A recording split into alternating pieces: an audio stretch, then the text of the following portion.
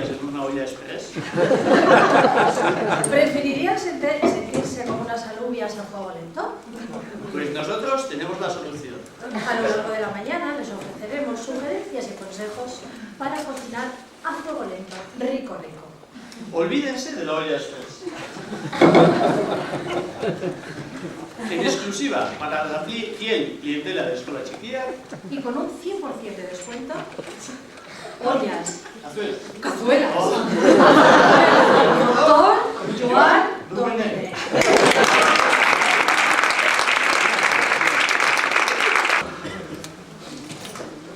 Gracias por invitarme, Elena y Miquel. Traerme este programa. Gracias por venir.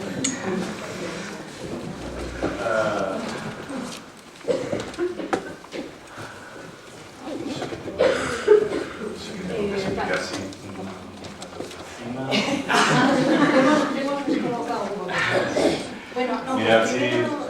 nada, que digas quién eres. Eso, soy Joan Domínguez. Encantado de estar aquí. Aunque ayer me hacía mucha pereza venir, ¿eh?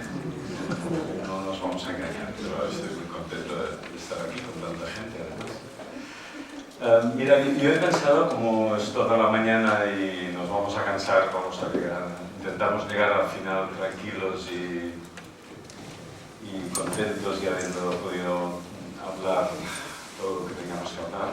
He pensado dividir en dos partes la mañana. En la primera intentaré, bueno, hablando con Elena y conmigo también, hacer un poco de reflexión general sobre las ideas que planteo en mi libro, pero también enmarcadas en el contexto que me parece importante resumir, el contexto de escuela y de sociedad en la cual estamos. Esta sería la primera parte, después haremos un pequeño descanso y os voy a plantear en la segunda parte, la primera parte podemos hacer también un poco de coloquio al final. Y en la segunda parte, lo que os propongo es, como esto de la educación lenta es una cuestión, es más o menos una excusa, ¿no?, para hablar de la escuela, que cojamos, he traído unos guiones con 5 puntos, que nos podamos juntar grupos de 5 o 6, comentar cosas que yo he explicado, cosas que os sugieran los esquemas que os repartiré, y hacer una segunda parte un poco a partir de las cuestiones que vosotros queráis más importantes debatir. Podemos hablar del tiempo, podemos hablar del espacio, podemos hablar de lo que queráis, ¿no? Y compartir, la segunda parte, compartir vuestras experiencias, vuestras dudas y las mías, si queréis. ¿Os parece? Y me parece que hasta las 2:30, a las 2:30 termina mi contrato cronológico, por lo tanto, o las 3, no sé, o las 2:30, cuando estemos muy cansados, paramos y después seguimos hablando cuando sea. Y hacemos una pausa, unos 20 minutos, cuando termine la primera parte, si queréis, ¿no? ¿Más o menos? Pues nada.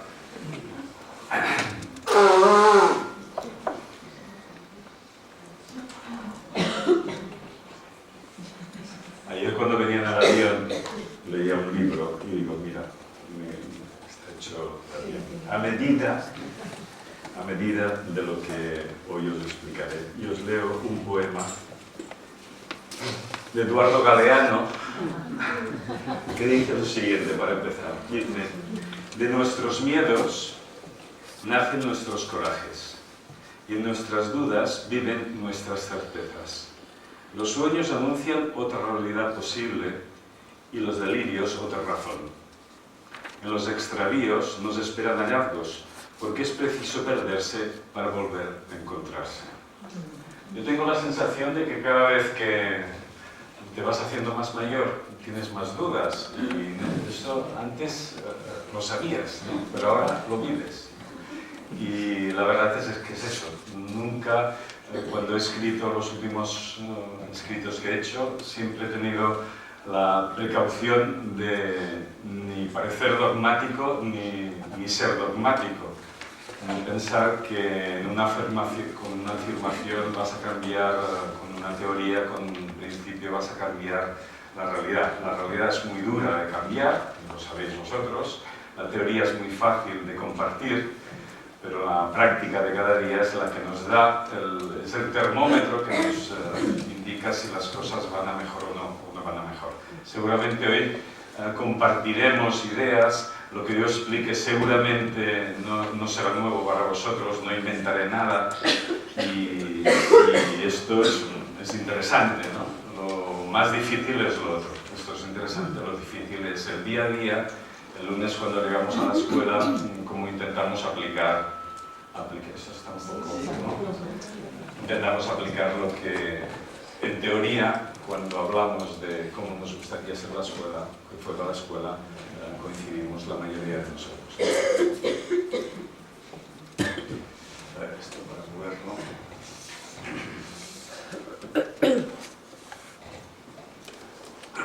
Empiezo por esta parte porque me parece interesante también situar por qué ahora en Cataluña se está hablando de una especie de tercera revolución educativa, ¿no?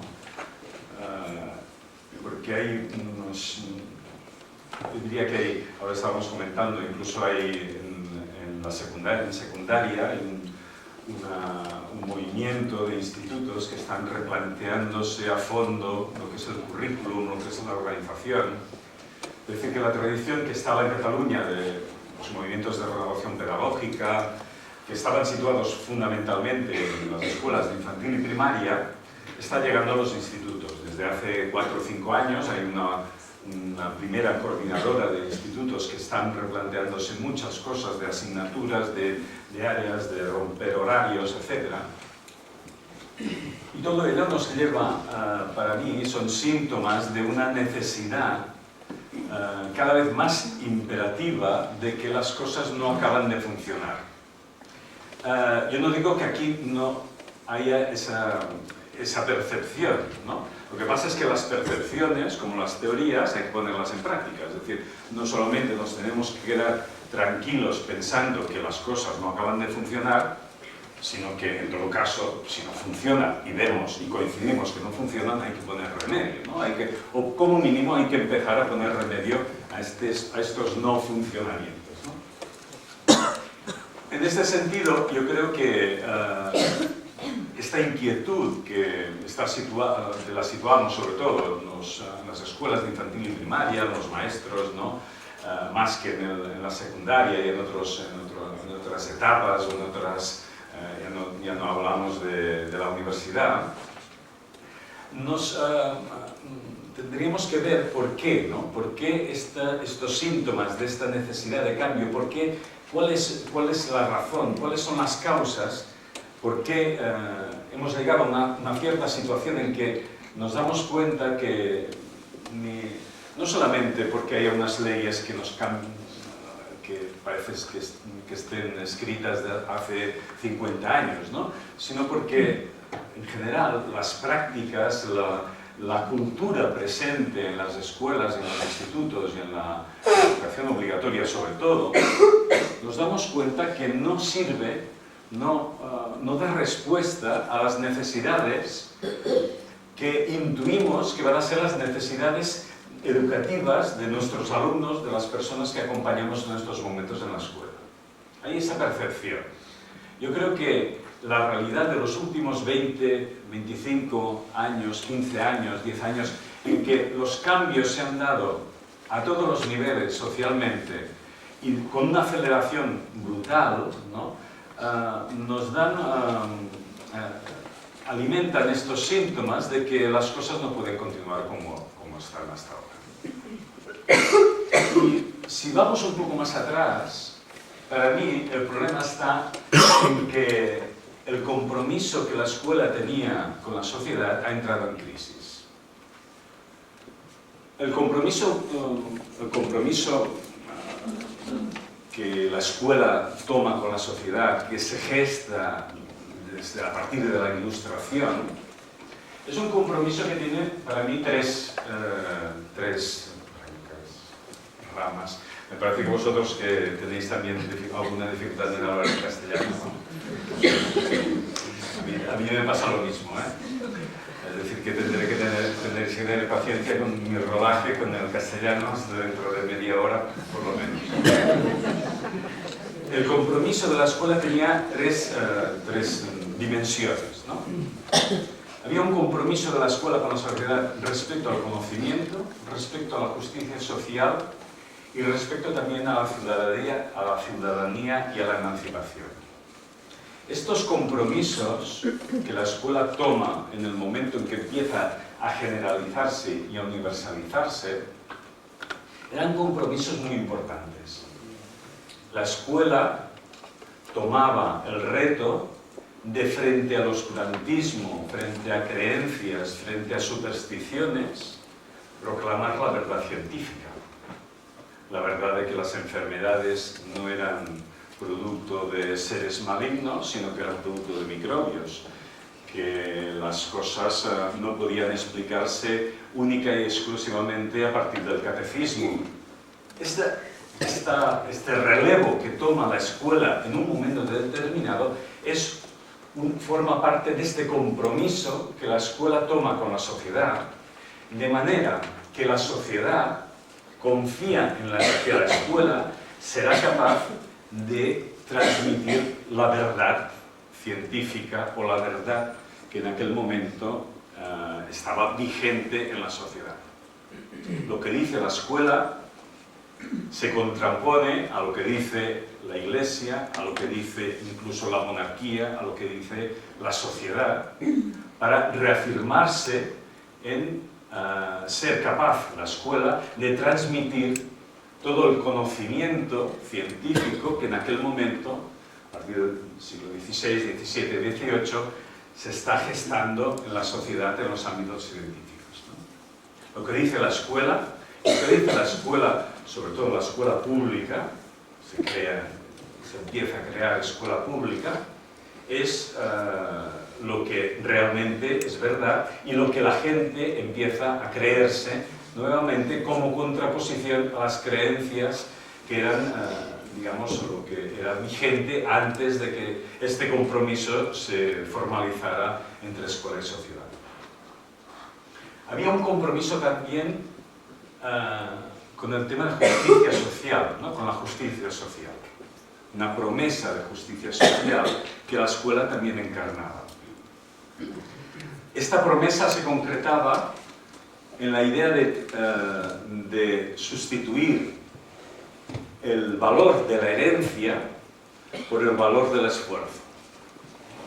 El valor de la herencia depende de mis linajes, depende de mis apellidos, depende de mi capital familiar. Yo voy a ser algo en la sociedad. La escuela pone sobre la mesa que esta herencia puede ponerse en duda. Y yo puedo ser algo en la sociedad sin esfuerzo. Yo puedo ser algo en la sociedad si voy a la escuela, si estudio, si tengo un título y si este título me lleva a un tipo de trabajo. Estos cambios no son de un día para otro, es un proceso que se crea, pero la sociedad vuelve a confiar en esta promesa que hace la escuela de decir, si yo me esfuerzo, si yo soy capaz de asumir los retos que me plantea el sistema educativo, voy a ser capaz de romper con mi linaje, aunque este linaje no suponga una posibilidad de futuro para mí personalmente, ¿no? Es una gran promesa de justicia social. La escuela encarna esta promesa y la sociedad... ¿Se oye bien? Se oye bien sin micro, ¿no? También. Igual lo podríamos quitar. Rompe con esta idea de que el linaje es la característica fundamental por la cual yo voy a poder incorporarme a la sociedad, y pone sobre la mesa la posibilidad de que con mi esfuerzo personal, esfuerzo que derivará en el concepto de meritocracia, después hablaremos de él, voy a ser capaz también de tener un futuro para mí, para mis hijos, etc. Y hay también una promesa de emancipación y de ciudadanía, porque hay confianza que la escuela va a ser capaz de transmitir los valores que van a poder construir una sociedad democrática, una sociedad en que las personas tienen valor a partir de su voto, las personas tienen valor a partir de su incorporación plena en los mecanismos, digamos, de participación y de compromiso con la sociedad. Yo tengo la impresión que estos tres compromisos, estas tres promesas que hace la sociedad y la escuela con la sociedad, han entrado en una profunda crisis. Y de ahí se desprende, desde mi punto de vista, la necesidad de ese cambio. Porque ni la promesa del conocimiento, ni la promesa de la justicia, ni la promesa de la emancipación o de la ciudadanía, lo que hemos visto es que la escuela ha hecho todo lo posible para trabajar en estas tres promesas, en estos tres compromisos, pero la realidad nos ha demostrado que esas promesas y esos compromisos no se han podido realizar. ¿Por qué? La primera promesa del conocimiento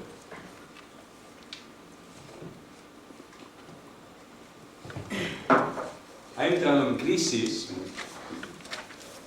porque el mismo conocimiento, también el conocimiento ha entrado en crisis en la sociedad. Lo que eran verdades científicas que se presentaban ante la sociedad como verdades nuevas y verdades prácticamente eternas, se han diluido en la modernidad líquida. Nadie, incluso en el terreno científico, no en el terreno de la escuela, tiene la verdad absoluta. Si leéis cualquier publicación científica en la actualidad, la mayoría de publicaciones científicas plantean escenarios posibles, pero no escenarios cerrados. Y coger cualquier ámbito del desarrollo científico, de la ciencia, cualquiera. Podríamos poner algún ejemplo, por ejemplo, todos los ámbitos de conocimiento relativos a la ecología, al cambio climático mismo. Si miráis 20 años hacia atrás, las conferencias internacionales sobre el cambio climático discutían todavía el origen del cambio climático. Discutían el origen. No voy a citar las palabras de nuestro presidente del gobierno, diciendo que tiene un primo que ha dicho que eso ahora ya no lo dice, pero tenemos a otra persona al otro lado del Atlántico que está poniendo en duda todavía hoy, aparte de este señor, si hoy miráis las publicaciones científicas respecto que hablan del origen del cambio climático, hay un 90% o 99% de estudios que nos dicen que el origen del cambio climático es la industrialización, es el hombre, etcétera, etcétera. Los estudios que había hace 20 años ponían en duda también cuáles iban a ser los factores, cuáles iban a ser las consecuencias del cambio climático. Este aspecto no ha desaparecido. En la última conferencia de París, los científicos presentan hasta 500 escenarios posibles. ¿De qué va a pasar? Nadie discute cuál es el origen, cuáles van a ser seguramente las consecuencias y, en todo caso, la duda está en cuál va a ser el escenario posible en 20, 25, 30 años en nuestro entorno. En este contexto de duda científica y de duda razonable, la escuela continúa aferrada a un libro de texto, en general, a un conocimiento cerrado, a un conocimiento prácticamente eterno, como si el entorno no hubiera cambiado. Dejadme que os lea voy a poner a prueba, es algo como un examen. Porque todos habéis estudiado maestros, ¿no? Seguramente esta fue una lectura que si no la tuvisteis, después os la recomiendo.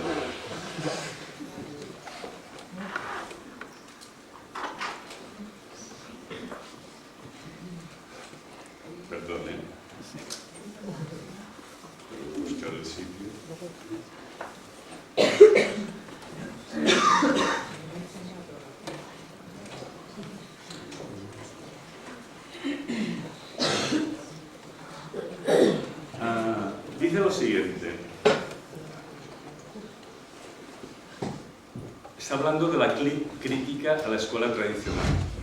Es un texto que debería ser obligatorio en los estudios del magisterio. Dice, cuando la crítica se hace explícita, viene a decir como sigue: el esquema tradicional es en esencia una imposición desde arriba y desde afuera. Impone modelos, materias y métodos adultos a aquellos que solo se están desarrollando lentamente hacia la madurez. Aunque habla de lentitud, no lo excluyo. La separación es tan grande que las materias y los métodos de aprender y de proceder requeridos son ajenos a la capacidad que poseen los jóvenes. Aquellos están más allá del alcance de la experiencia que posee el joven que aprende. Consiguientemente tienen que ser impuestos, aun cuando los buenos maestros empleen artificios tanto para encubrir la imposición como para librarla de aspectos evidentemente brutales. Pero el abismo entre los productos maduros o adultos y la experiencia y capacidades del joven es tan amplio que la misma situación impide una participación muy activa de los alumnos en el desarrollo de lo que se enseña. Su deber es hacer y aprender. Aprender aquí significa adquirir lo que ya está incorporado en los libros y en las cabezas de sus mayores. Por otra parte, lo que se enseña es pensado como esencialmente estático.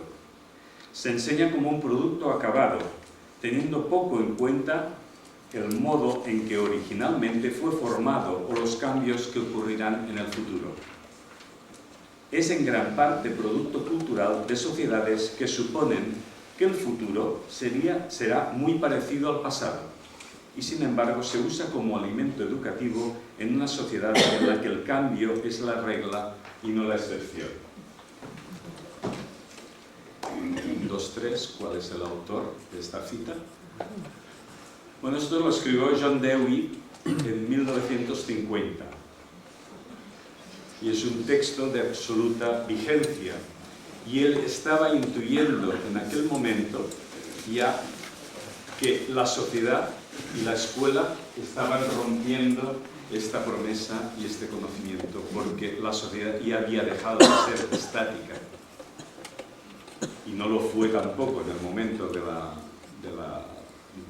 la configuración de este compromiso.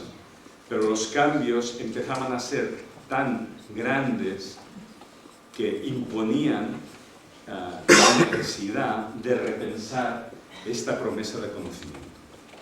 ¿Cómo vamos a dar respuesta a esta promesa de conocimiento si continuamos pensando en currículums verticales, rígidos, que prácticamente no han tenido, yo he vivido desde la Ley General de Educación hasta ahora, muchos currículums muy diferentes, teóricamente diferentes, pero que en la práctica son copias, son ampliaciones en algunos aspectos, pero tienen todos el mismo patrón de estudio.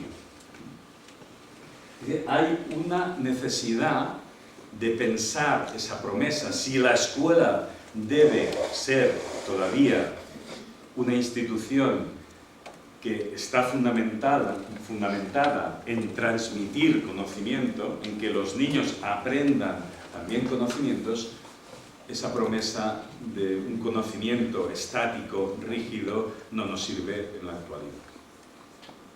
Tampoco nos sirve la promesa incumplida de la justicia social. Claro, pasar del linaje al esfuerzo es importante, ¿no? Es una manera de democratizar la educación y de democratizar el acceso de las personas a la sociedad.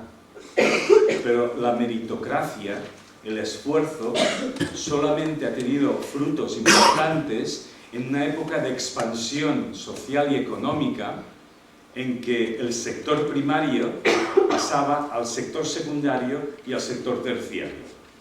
Y en el momento en que ha habido una crisis estructural económica, nos hemos dado cuenta que esa promesa que nos hacía la escuela de que si estudias y te sacas un título y este título te va a dar unos estudios y la posibilidad de tener una profesión, nos ha demostrado que eso no nos lleva a ninguna parte. La diferencia de hace 40 años, 50 años atrás, ahora, es que la línea que hay, esta línea de estudiar, titularse, trabajar, etc., es una línea absolutamente discontinua. La promesa de justicia social no se ha cumplido. La meritocracia tenía un déficit genético, pero la realidad nos lo ha puesto encima de la mesa. Por mucho que te esfuerces, no tienes garantía de que vas no a triunfar. No tienes garantía de que vas a encontrar un trabajo, de que vas a poder incorporarte a la sociedad, de que no vas a tener un trabajo precario, no vas a poder trabajar solamente en lo que has estudiado, etc. Por lo tanto, esa promesa también se ha incumplido, mientras que la escuela ha hecho todo lo posible para cumplirlo. Y la promesa de ciudadanía, la promesa de emancipación, también se ha roto, esta promesa, este compromiso. Y se ha roto fundamentalmente porque estaba basada en la confianza que tenía la sociedad de que la escuela iba a ser la que hacía posible esta emancipación, y esta posibilidad se basaba en una confianza de la sociedad respecto a la escuela que iba a hacer posible que las personas que pasaban por el sistema educativo tenían un acceso al conocimiento y tenían la posibilidad de romper con las desigualdades de origen o las desigualdades familiares o las desigualdades culturales.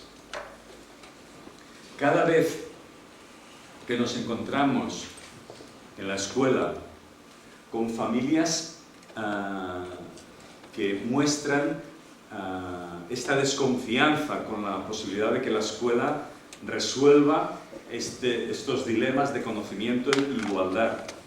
Cada vez que un alumno, ya en primaria, no solamente en secundaria, muestra desafección por la escuela, dice que se aburre, pero no que se aburre, el aburrimiento también es interesante, no, se aburre porque no hay nada que le interese de lo que está ocurriendo de 9 a 5 cada día de la semana.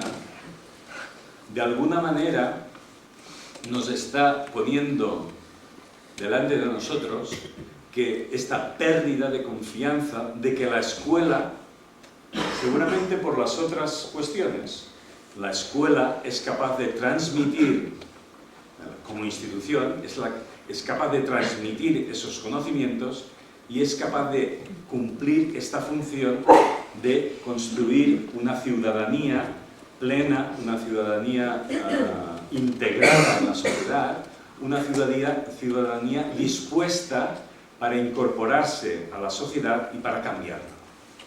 Esta pérdida de confianza la vemos en el día a día. Son síntomas concretos, pero la vemos. Por lo tanto, estos síntomas de que algo hay que cambiar, para mí el horizonte debería ser cambiar para restablecer esas promesas y esos compromisos incumplidos.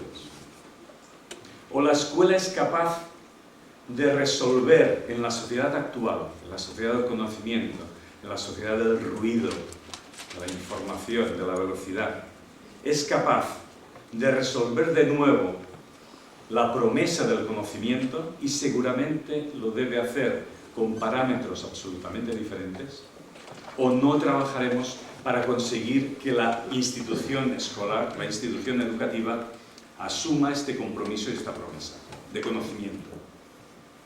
Si no somos capaces tampoco de resolver el gran dilema de hasta qué punto la institución escuela puede compensar algunas de las desigualdades de origen que tienen nuestros alumnos, con una perspectiva diferente, no solamente basándola en que los alumnos deben esforzarse para salir de esta desigualdad, ese es el discurso de la escuela tradicional, Si los alumnos se esfuerzan, conseguirán lo que deban conseguir y, por lo tanto, compensarán esta desigualdad de entrada. Y esto hemos visto que es imposible. Pero el cambio, la necesidad de pensar la escuela y la educación de otra manera diferente, pasa también por renovar y reconstruir esta promesa y este compromiso que tenía la escuela con la sociedad, de compensar y de trabajar en la medida de sus posibilidades, que son relativas, porque nosotros no tenemos la llave de todos los problemas, pero tenía que hacer esta función también de trabajar para esa compensación, esta igualdad, esta equidad con todos los alumnos. O somos capaces de dirigir nuestras prácticas, nuestros cambios, nuestras reflexiones organizativas, nuestros proyectos innovadores que tenemos en la escuela en esa dirección, intentando reconstruir este compromiso, o no conseguiremos lo fundamental, que es renovar la confianza de la sociedad respecto a la escuela. La desafección, que hoy por hoy son síntomas aislados, si no trabajamos en esta dirección, yo estoy convencido que van a ser síntomas mucho más generalizados. De hecho, cada vez más hay voces en el sector productivo, en el sector industrial, que nos llevan a pensar o intentan transmitir la idea de que la educación no es tan importante, la escuela no es tan importante, que lo importante es la formación que harán profesionalizadora, profesional, etc., ¿no? Que la escuela con lo mínimo con los objetivos mínimos ya es suficiente. La escuela, si realmente debe recuperar estos compromisos y estas promesas, es la única manera de recuperar también esa confianza, de que la escuela es una institución útil para la sociedad. Es útil para una sociedad cambiante y es útil también para una sociedad del futuro que hoy por hoy nos la imaginamos, pero seguramente nadie tiene la verdad o nadie tiene el dibujo exacto, el escenario exacto de cuál va a ser.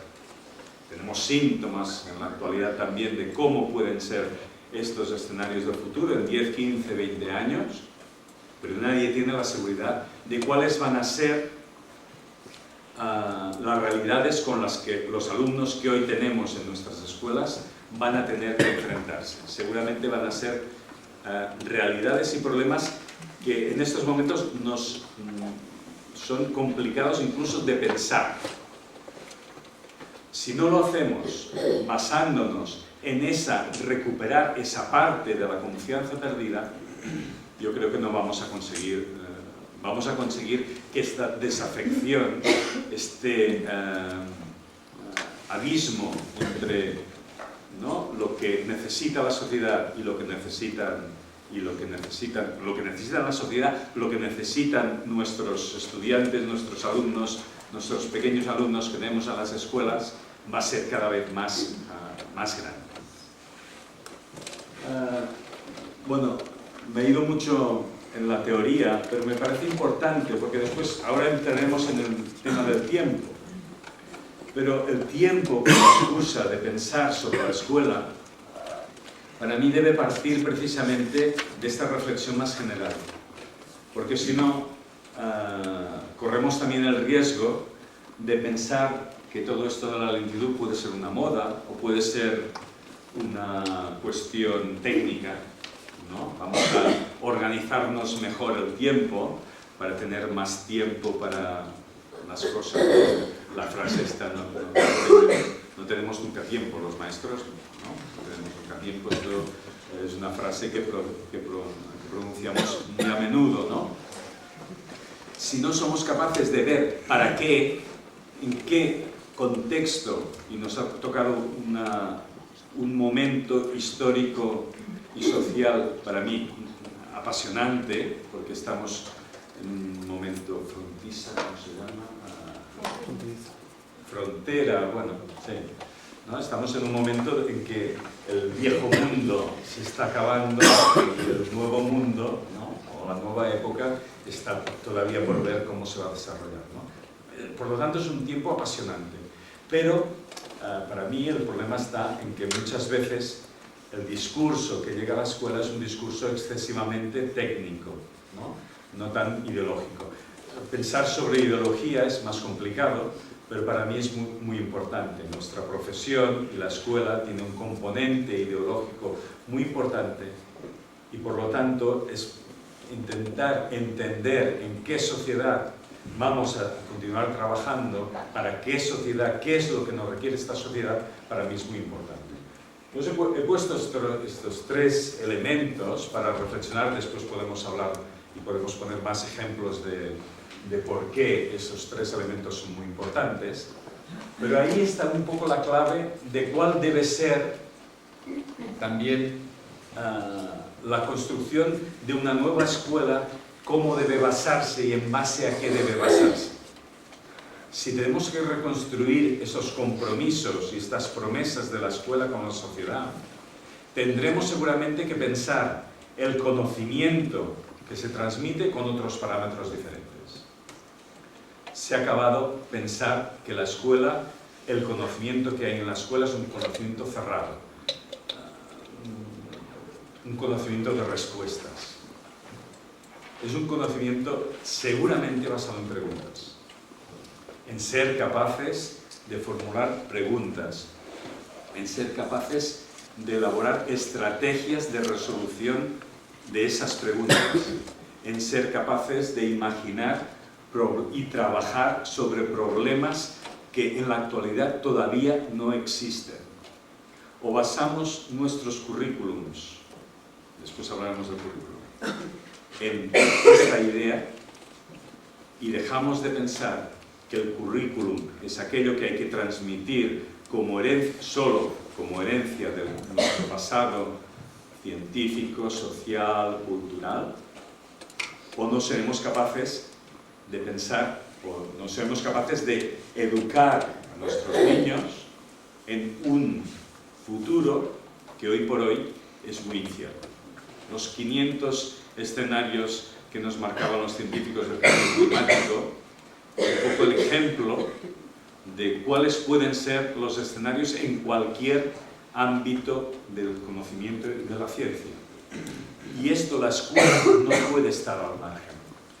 No podemos pensar continuamente en la escuela sobre conocimientos que en estos momentos incluso la ciencia duda de ellos. O somos capaces de trabajar con estas dudas, con estas incertidumbres en la escuela, y hay formas concretas que nos pueden llevar a trabajar en esta línea, o no seremos capaces de reconstruir esta promesa antigua de la escuela con la sociedad. Con la promesa de la igualdad y de la equidad, de la justicia social pasa lo mismo. Cada vez nos damos cuenta más que, y voy a dar una pincelada y una idea solamente, porque podría haber muchas, que la capacidad que tiene la escuela de compensar desigualdades es una capacidad muy relativa. Todos nosotros sabemos que los niños llegan a la escuela con una mochila, con un bagaje anterior que los condiciona enormemente, un bagaje cultural, social, lingüístico, económico, familiar, etc. Y la escuela se le pide que haga este profundo cambio, trabajando para que esta desigualdad de origen se compense mínimamente y el producto, cuando la escuela lanza a los niños hacia la sociedad, sea un producto mucho más igual. ¿Cómo vamos a hacer esto? ¿Cómo va a ser posible trabajar recuperando esta promesa con un sistema educativo en el cual hablamos constantemente de competencias básicas, currículum común y criterios de evaluación homogéneos para todo el mundo. O somos capaces de cambiar en profundidad lo que es el currículum, lo que es el concepto de competencia básica y lo que es los criterios de evaluación, y empezamos a romper realmente, vamos a adaptar realmente currículum, evaluación, contenidos a la realidad de cada uno de nuestros alumnos, o si no, esta promesa de la justicia social tampoco no la vamos a hacer. Continuamos pensando que la educación iguala a los alumnos, y este no es el problema.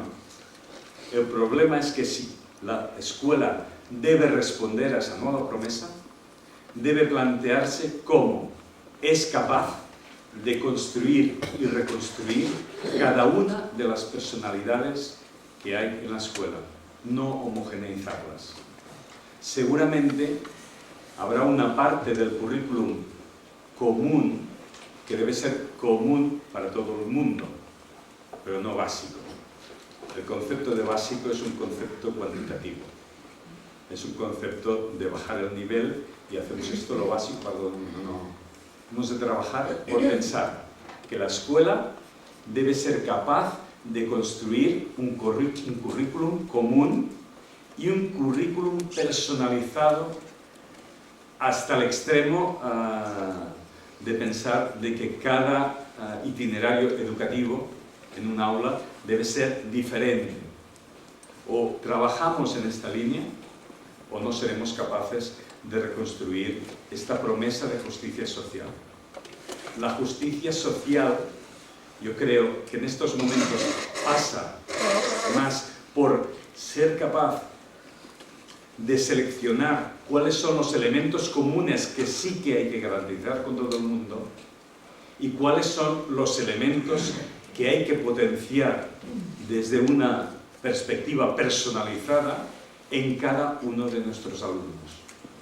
Olvidémonos de una supuesta homogeneización por el título. Los títulos tienen que llegar porque todavía tienen un valor en la sociedad.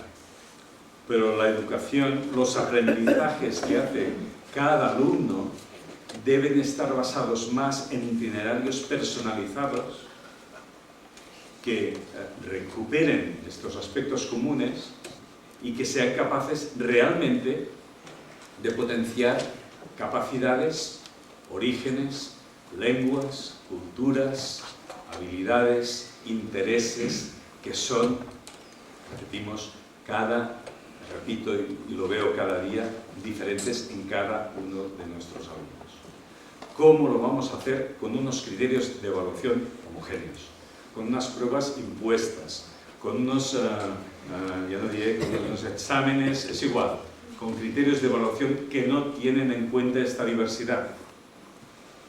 Cuando planteamos procesos de evaluación pensando en horizontes básicos a los que cada alumno debe llegar, creamos heridas, porque continuamos pensando que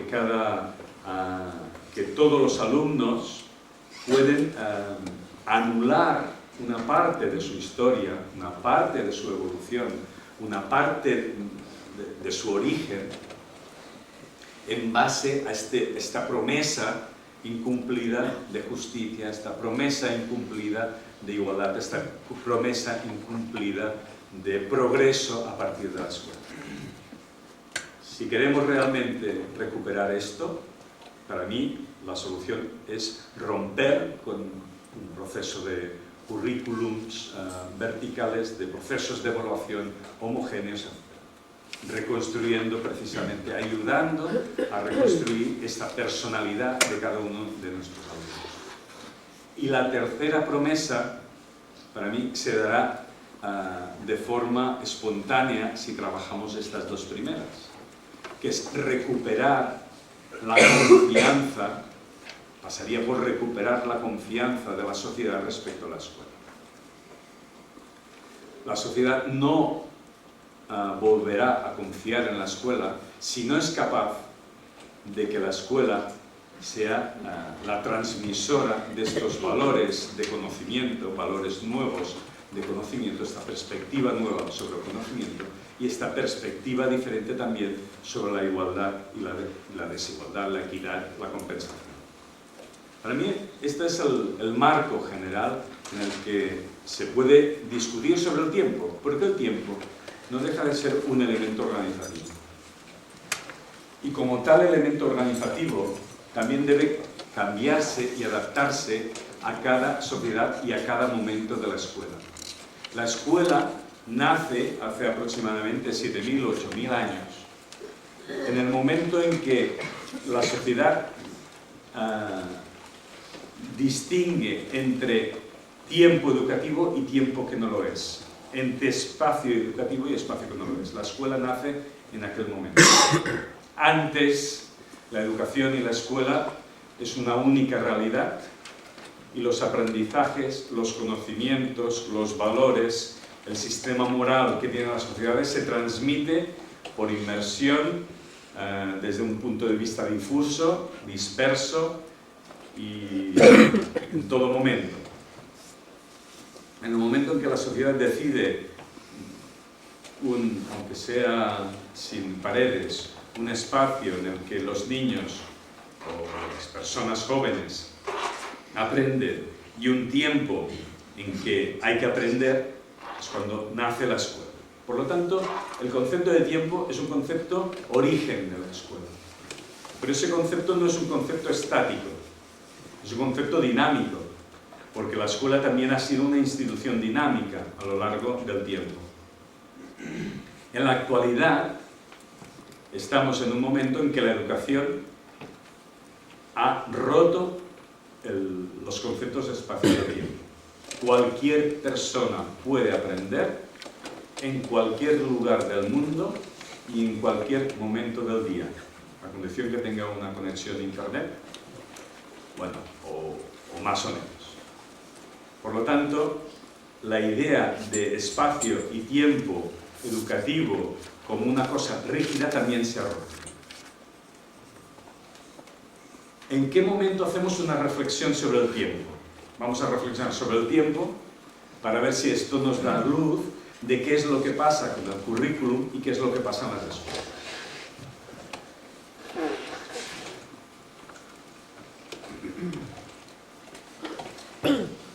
La sociedad en la que vivimos, además de todo lo que hemos hablado, es una sociedad absolutamente acelerada y sin tiempo.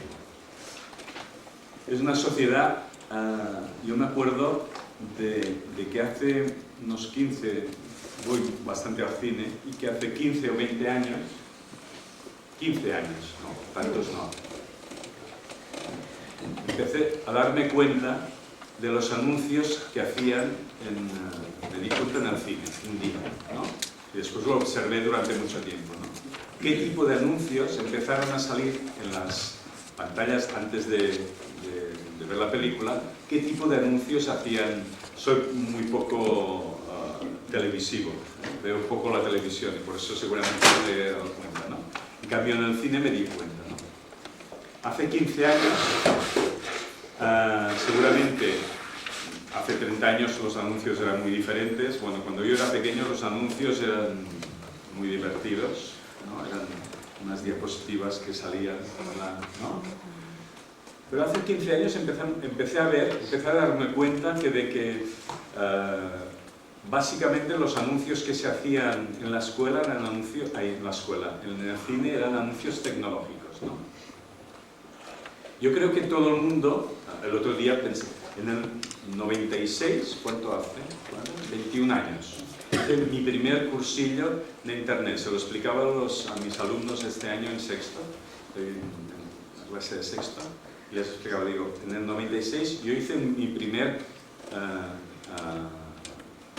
cursillo para tener correo electrónico. Sí, me parece que la primera dirección pues en el 96, ¿no? Por lo tanto, antes del 96 no tenía ni internet, no podía consultar nada, no estaba ni en la Wikipedia, ¿no? Se los explicaba, estamos haciendo un proyecto sobre la evolución, ¿no? Y le explicaba esto, ¿no?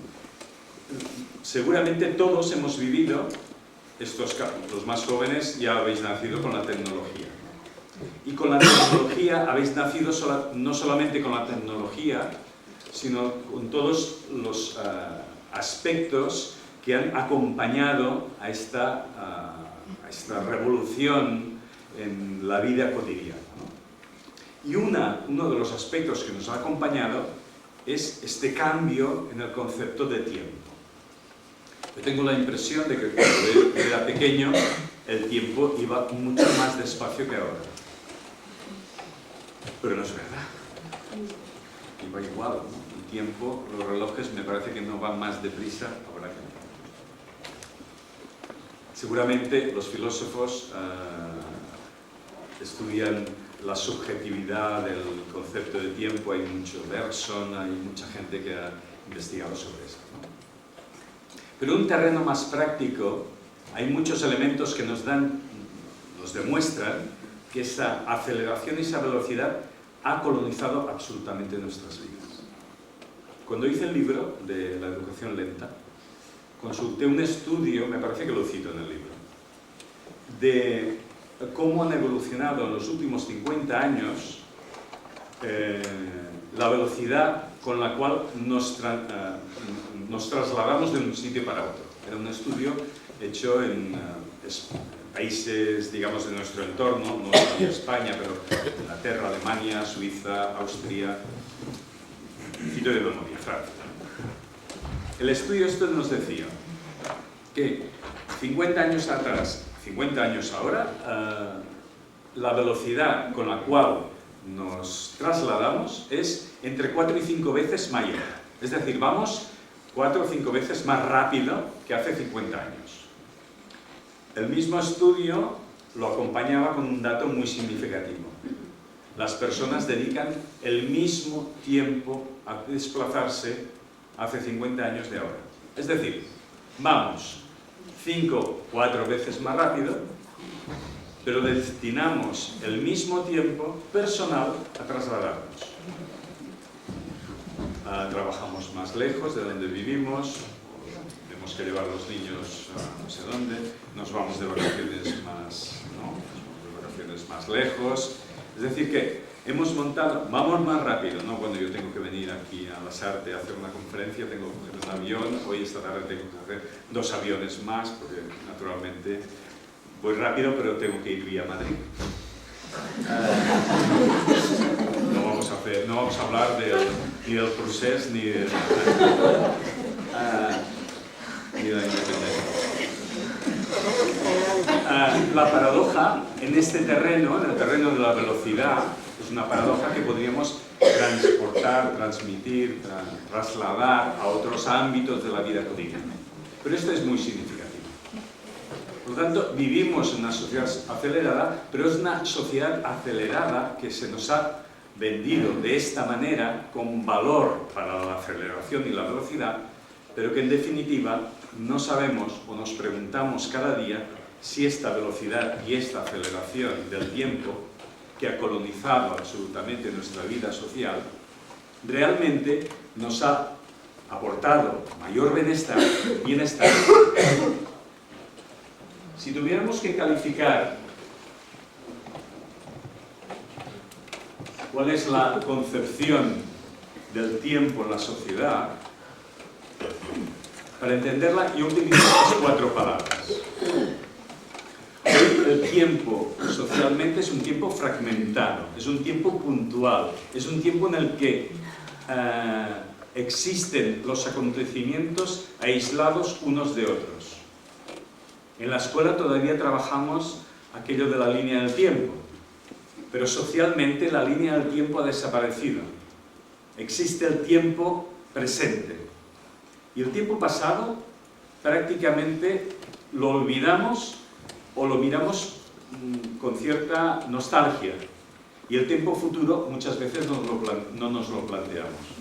No nos lo planteamos cuando, por ejemplo, no somos conscientes de cuáles son las consecuencias de nuestros actos en la actualidad, por ejemplo, respecto al medio ambiente, ¿no? Entonces, estos procesos nos escapan de qué depende. ¿Por qué tengo que reciclar el papel? Porque, total, si hay otros que no lo reciclan, no somos conscientes de esto. Fijaros, por ejemplo, en cómo tratan los acontecimientos históricos los medios de comunicación, los periódicos, ¿no? Hay una gran catástrofe en donde sea, ¿no? De una semana nos bombardean con esta catástrofe, ¿no? Muy pocos nos informan de por qué ha pasado esta catástrofe. Hay unas inundaciones en Haití, hay un desastre nuclear. Nadie, o muy pocos, nos informan de por qué ha pasado, hacen una reflexión pasada. Pero es que al cabo de una semana, este acontecimiento que ha servido para centrar el interés de la audiencia, deja de existir. Pasamos a otro acontecimiento. Es decir, que socialmente lo que pasa, pero parece como si no tuviera relación con lo que ha pasado antes y no tuviera consecuencias con lo que pasará en el futuro. Los conceptos de sostenibilidad, de perspectiva, son conceptos que sí que utilizan en determinados ámbitos científicos, pero que no son conceptos que se discutan y se reflexionen socialmente. Nadie nos habla muy pocos nos hablan, nadie tampoco, muy pocos nos hablan de las repercusiones que tiene el uso de móviles para el futuro del planeta. Todas las consecuencias que tienen con las guerras sangrientas que hay en el centro de África para conseguir determinadas materias primas básicas para hacer móviles de última tecnología. Nadie nos habla de esto. Lo que nos llega es que tú tienes que tener móvil. Si hace 2 años que lo tienes, o 2 años y medio, naturalmente es que no te llegan las cosas y por eso es tan lento, etc. Es decir, que hay una fragmentación del tiempo que se traduce en no ver de dónde venimos y hacia dónde vamos. Para mí la consecuencia es esta. El tiempo se vive en el tiempo presente única y exclusivamente. Eso tiene una parte positiva. Siempre hemos dicho que carpe diem, ¿no? Vive el presente. Pero en un contexto de tanta crisis económica, social, ecológica, en la cual los científicos ponen en duda incluso el futuro de la especie humana, es realmente insólito que nadie piense en estos acontecimientos históricos que están pasando desde una perspectiva mucho más lineal, mucho más continua de lo que nos está pasando. Es un tiempo colonizado, es un tiempo organizado. Lo que pasa es que yo utilizo la palabra colonización porque si observamos nuestras agendas nos podemos dar cuenta de que están absolutamente organizadas, ¿no? Nuestro tiempo está muy organizado. Pero utilizo la palabra colonización porque yo creo que hasta cierto punto no nos paramos a pensar si lo que tenemos programado para hacer realmente es importante para nosotros o no. Organizamos nuestro tiempo en base a rutinas, a hábitos sociales, a costumbres, pero que son muchas veces hábitos sociales, costumbres o cosas que debemos hacer que no sabemos exactamente por qué las hacemos. Para quedar, aquí supongo que no tanto, en Barcelona, si quieres quedar con un amigo, le envías un correo electrónico un mes antes. Bueno, ahora llamar por teléfono ya no llamamos. El WhatsApp, ¿no? Se lo recuerdas 15 días antes con un WhatsApp y ¿no? El día anterior te ha salido otra cosa, no puedes crear otro WhatsApp. Todo está absolutamente, es decir, está absolutamente organizado, pero esta organización no nos lleva tampoco a tener una vida de mucho más bienestar, ¿no? Y además tenemos la impresión de que muchas de las cosas que hacemos, alguien nos dice que hay que hacerlas.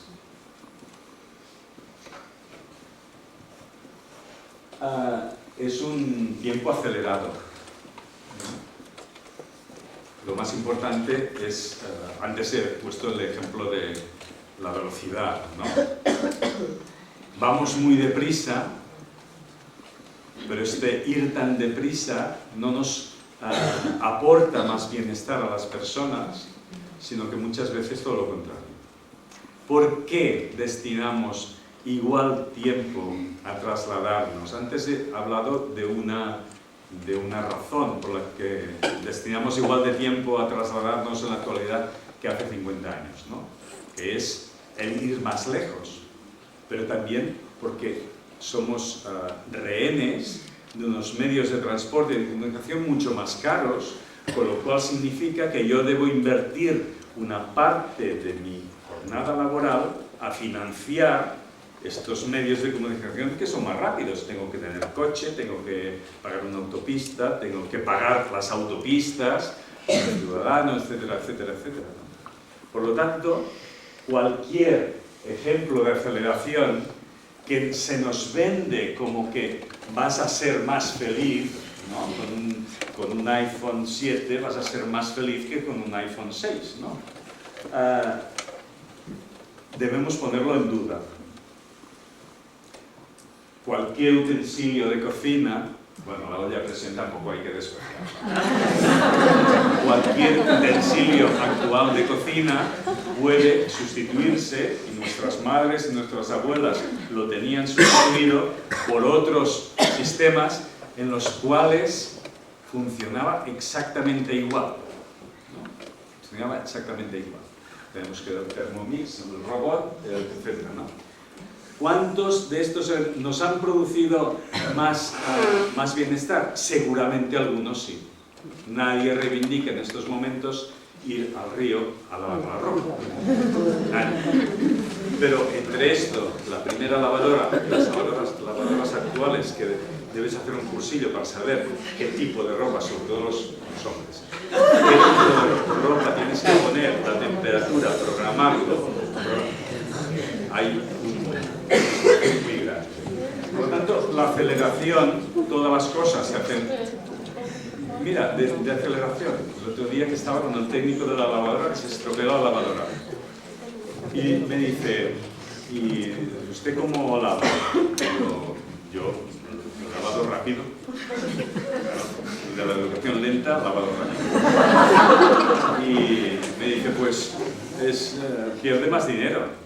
Pierdo más dinero. Dice, sí, los lavados, digo, porque así pienso, no, yo le dije, porque así pienso que no gasto tanta electricidad. Dice, no, lo contrario. La lavadora gasta menos electricidad con lavados largos que con lavados cortos, ¿no? Es decir, la aceleración, lo que nos llega, ya lo sabéis, ¿eh? Eso también pasa con el lavaplatos. La aceleración nos lleva también a un dominio de la técnica sobre nuestro quehacer cotidiano, pero no nos lleva a más bienestar. Vivimos en el mundo de la aceleración. Y un mundo también en que el tiempo, en cuanto a la calidad del tiempo, está revestido de una visión cuantitativa, ¿no? Valoramos el tiempo que dedicamos a alguna cosa por la cantidad de tiempo que le dedicamos, por la cantidad de tiempo que vamos a dedicar a este acontecimiento. Nos vamos de vacaciones un mes a la Patagonia. Cuanto más lejos, mejor. Cuanto más tiempo, mejor. A lo mejor durante este mes estaré con mi pareja riñendo todos los días. Pero es igual. Lo importante es ir un mes, cuanto más lejos, mejor, ¿no? Es decir, transformamos, un ejemplo tonto, pero transformamos lo que debería ser la calidad del tiempo de las personas, del contacto personal, en una valoración cuantitativa. Claro, todo esto se transmite a la escuela. La escuela no está al margen. No está al margen de esta concepción del tiempo. Cuando planteo la idea de educación lenta, intento pensar qué tipo de escuela tenemos. Y la escuela que tenemos es una escuela en que el tiempo está fragmentado. El currículum está fragmentado. Fragmentamos el currículum y fragmentamos el tiempo. Somos capaces de inventarnos horas de 45 minutos para fragmentarlo más. Somos capaces, lo que queráis, de horarios como estos. Espero que en vuestras escuelas, chiquillas, no haya horarios de estos. Nosotros en la escuela ya no tenemos horarios de estos. Pero es un horario típico del 80% de las escuelas de nuestro país. Tanto de primaria como de secundaria como de infantil. Yo creo que infantil también. Es un tiempo en la escuela también, no solamente fragmentado, también colonizado. Alguien organiza el tiempo en la escuela. Yo creo que en la escuela el sujeto es el alumno, ¿no? Esto nos lo explicaban también en la universidad. Y cuando escribimos el proyecto hablamos aquello de la implicación del alumno en el proceso de su aprendizaje, ¿no? Todo el mundo es una frase que lo... Pero después decidimos nosotros cuándo deben aprender, en qué momento, qué deben aprender y de qué manera. Es decir, les estamos colonizando el tiempo. Bueno, a los maestros nos lo coloniza el equipo directivo. El equipo directivo, cuando hace los horarios, nos coloniza el tiempo también. Nosotros tenemos poca posibilidad de explicar. Al equipo directivo se lo coloniza la inspección y el departamento. Las grandes discusiones sobre el currículum de nuestro país han sido cuántas horas de, bueno, nosotros, que si el inglés, que si el catalán, que si es troncal, que si no es troncal, que si la música desaparece, que ahora es importante la tecnología, ¿no? ¿Cuántas horas destinamos a cada cosa? Cada vez que hay una encuesta, una estadística de estas internacionales, al cabo de una semana sale el consejero o consejera de turno y nos dice: así, vamos muy mal de matemáticas, el año que viene lo solucionamos, tendremos más horas de matemáticas. Esa es la respuesta ante un problema grave y estructural. Es decir, una idea de colonizar, de organizar el tiempo de manera que no haya flexibilidad posible, rigidez. Es un tiempo también cuantificado. Nos están transmitiendo la idea de que lo importante son los resultados. Yo siempre digo, como lo más importante son los resultados, no me voy a preocupar para nada de los resultados. Los olvido. Me olvido de los resultados, porque pienso que sí, que es verdad, los resultados es lo más importante, pero me olvido de ellos. No los tomo como guía de lo que tengo que hacer o lo que no tengo que hacer. Me centro en el proceso. Y el proceso es un proceso orgánico, no es un proceso inorgánico. Es un proceso de crecimiento en el cual nunca puedes tener la certeza de que lo que hagas va a tener unos resultados. Si tienes esta concepción, es que estás también colonizado con una idea empresarial de la escuela, que es otra de las ideas que van paralelas a esta concepción del tiempo. Una empresa tiene que tener cronificada absolutamente su proceso de construcción de lo que sea. Si construyen coches, el planchista tiene que pasar antes del pintor, seguro. No tengo ni idea de cómo se construye un coche. Pero en la escuela, ¿quién tiene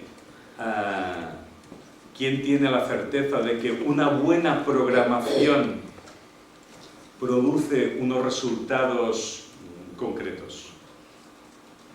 ¿Y cuántas veces se nos ha pedido las programaciones? ¿Y cuántas veces se nos ha evaluado por los resultados?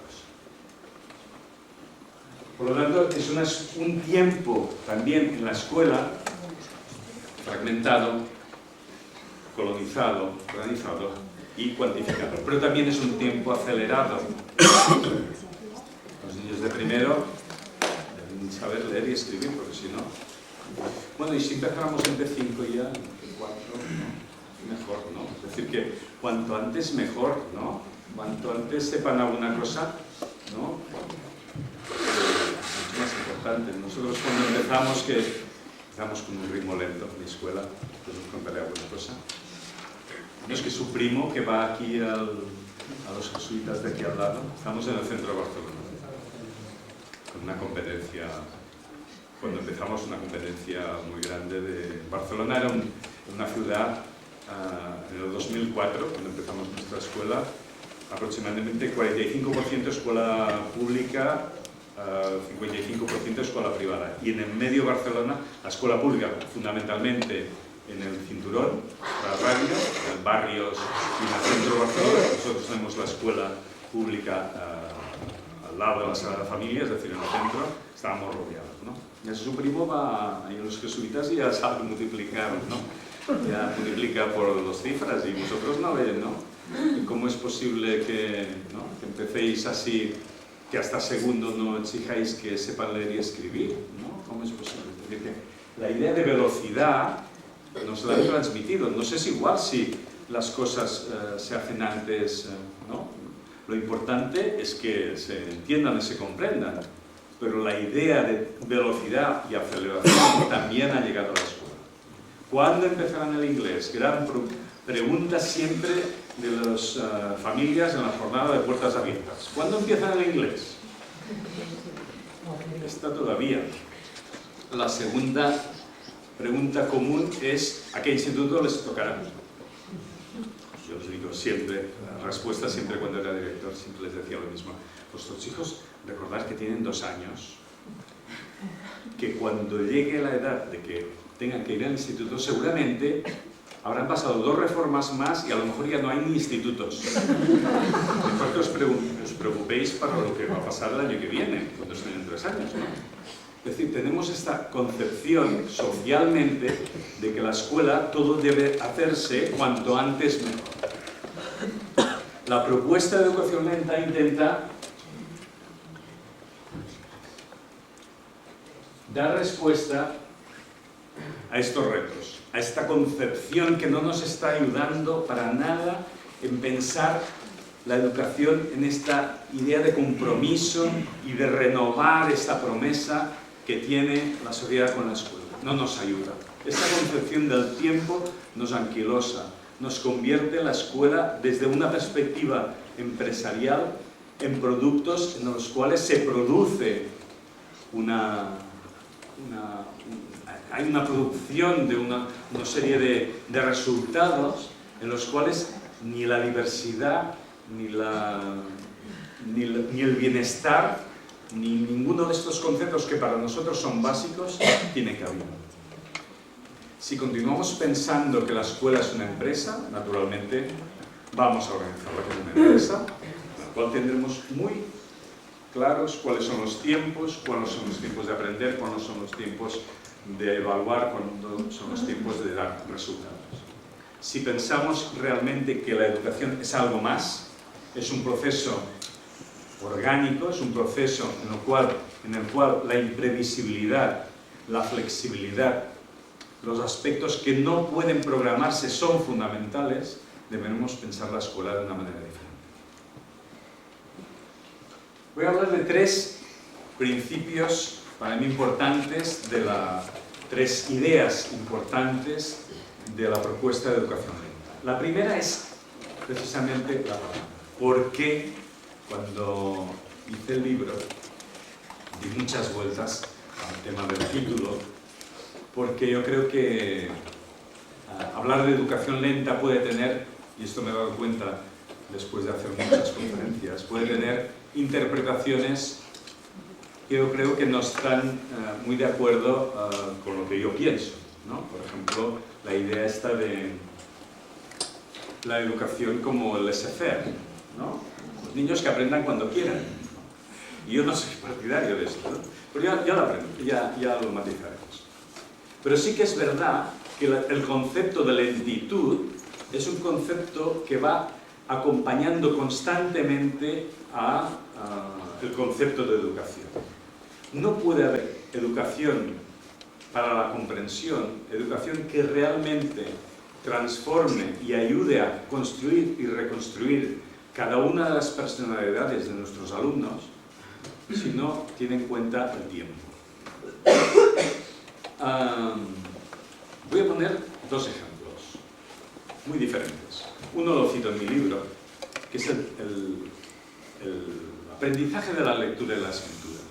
Y en el libro cito a José Antonio Marina, que en un libro muy bonito que se llama La magia de leer, hace un estudio de por qué los adolescentes europeos, por qué los adolescentes españoles están a la cola de los adolescentes europeos en cuanto a ganas de leer, a actitud frente a la lectura. Y él dice dos cosas interesantes. La primera dice, la lectura es una actividad lenta. Y muchas veces lo único que valoramos de ella es la velocidad. De acuerdo que la velocidad es importante en el proceso de adquisición de la lectura, pero todos los que hemos estado en primero, en segundo y en P5 sabemos que hay niños que leen muy rápido y no se enteran de nada, y niños que leen un poquito más lento y se enteran de todo. Es decir, que la velocidad tampoco es sinónimo de saber leer muy bien, ¿no? Yo tengo este año en sexto una niña que lee súper rápido y no se entera de nada de lo que lee. Tienes que decir, no, tiene como objetivo frenar. Es decir, que no, y no porque sea yo de la lentitud, pero ella tiene ese objetivo, ¿no? Dice esto, es decir, es una actividad, a nadie se le ocurre leer un libro de filosofía o una poesía de prisa, nadie, ¿no? Pero incluso una novela que te gusta, incluso estás sufriendo de llegar al final, ¿no? Es decir, que no estás ahí, si no te gusta, la tiras, ¿no? Como decía Alpenac, pero es igual. Si te gusta, es decir, que disfrutas con ella y disfrutas cada momento que estás leyendo esta novela. Y solamente, él dice, solamente nos fijamos en la velocidad, o fundamentalmente ahora menos, pero hace unos años, cuando venía el inspector, nos pasaba las pruebas de velocidad lectora. Al principio que venía el inspector a vigilarnos a la escuela, porque hacíamos cosas muy raras, pues venía el inspector y cogía a los niños de cuando llegó a segundo. Bueno, después explicaré más anécdotas. Evaluaba la velocidad lectora. Después se daba cuenta que hablaba muy bien, que tenía mucha expresión oral y que entendía lo que leía, pero bueno, él valoraba esto, ¿no? Ahora ya no hay tanta valoración de velocidad. Y José Antonio Marina dice otra cosa que es interesante, que dice, el aprendizaje de la lectura y la escritura no termina nunca. ¿Por qué tenemos esta presión para terminarlo cuando tengan 5 años, o 6 años, o cuando sea, ¿no? Porque hay una presión externa, no porque esto sea una cuestión básica del aprendizaje de la lectura, ¿no? Y además, Marina dice, ¿cómo es posible que los países nórdicos que empiezan a leer a los 7 años sean los mejores lectores? Dice, aquí hay alguna cosa que no funciona, ¿no? Pero os voy a poner otro ejemplo, que es, que este no está en el libro, que es el de Emmy Pickler. ¿Sabéis quién es? ¿No? Emmy Pickler, que es un personaje de estos fantásticos, el otro día descubierto por mí, hace 15 años, es decir, no hace más. En la universidad, en mis estudios, ni leímos a Dewey ni a Pickler. El otro día descubrí otro personaje fantástico, que es Arno Stern. ¿Conoces? Lo pude escuchar directamente, lo sabía de él y lo pude escuchar. Y curiosamente, Emmy Pickler y Arno Stern estuvieron trabajando al principio, bueno, Pickler toda la vida, ¿no? Con niños, digamos, de los más problemáticos.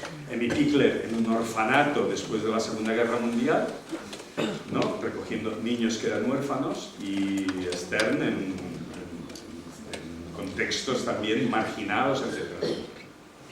No voy a hablar de Arno Stern, pero sí de Emmy Pickler. Emmy Pickler, sabéis que estudió fundamentalmente el proceso de motricidad de los niños de los 0 a los 18 meses. Fundamentalmente sus estudios giran en torno a esto, ¿no? Y os voy a recordar, a lo que habéis leído, tres ideas fantásticas de Pickler respecto a este proceso. La primera es que, la primera observación científica que hace Emmy Pickler es que no hay diferencias en el proceso de adquisición de la motricidad en los niños que viven en un entorno, que están en un entorno natural, como estaban en el Instituto Loxi, y los niños que están sobreestimulados para que anden antes. Dice, no hay diferencias. Los niños, todos en general, a no ser que tengan alguna disfunción, aprenden a caminar entre los 10 y los 14 meses. Más o menos. Todos. Primera diferencia. Segunda cosa interesante de Pigler. No hay muchas más, yo os recuerdo 3. Si podéis releerla porque es un placer releer a estas personas, ¿no? La segunda idea. Ella relaciona el proceso de evolución motriz con el proceso de evolución cognitiva. Y dice, en cada fase de desarrollo motriz de los niños se produce también una fase de desarrollo cognitivo. Y ella relaciona los dos procesos como íntimamente unidos. Eso es fantástico, ¿no? Porque no hablamos de educación integral, ¿no? Y ahora tenemos la suerte de los grandes estudios que hay de neurociencia, ¿no? Que nos dicen la relación que hay entre la motricidad fina y el lenguaje, entre multitud de elementos que antes eran intuidos, eran observados por los grandes pedagogos, ¿no?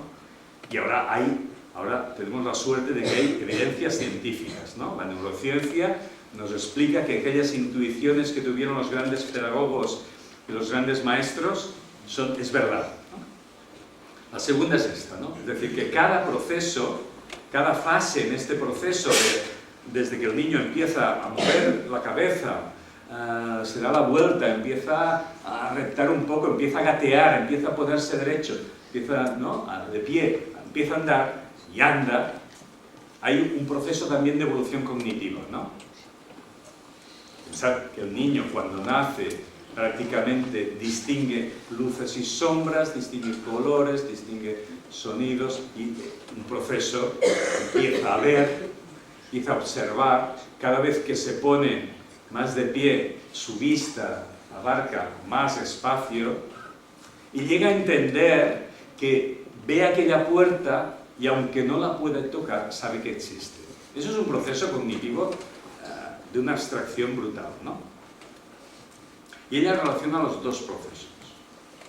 Pero la tercera idea, que es para mí la más interesante y que se desprende de estas dos, es que ella dice en un momento determinado, en un artículo que leí en italiano, porque sabéis que hay poca traducción al castellano y en alemán sí que no, por ahora no lo entiendo nada.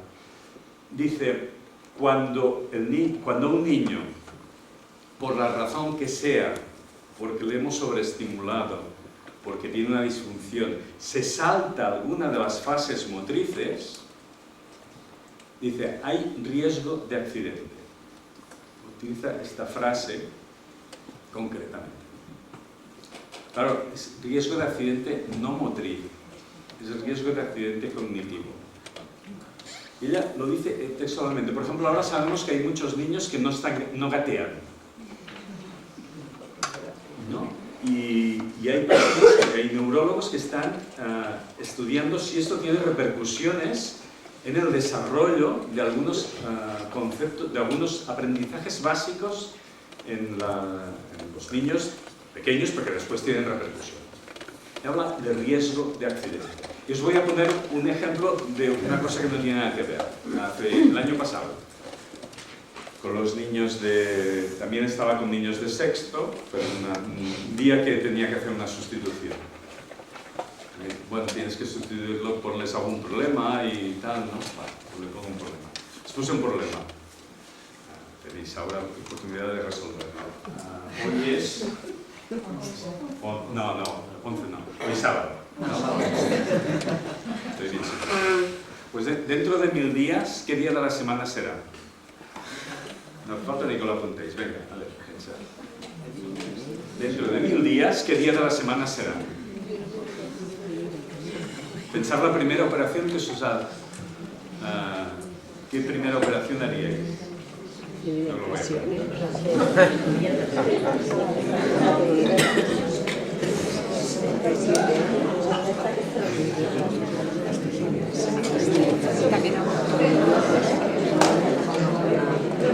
lo podéis poner, no tengo la exclusiva de este momento, lo podéis poner en alumnos de quinto, de sexto.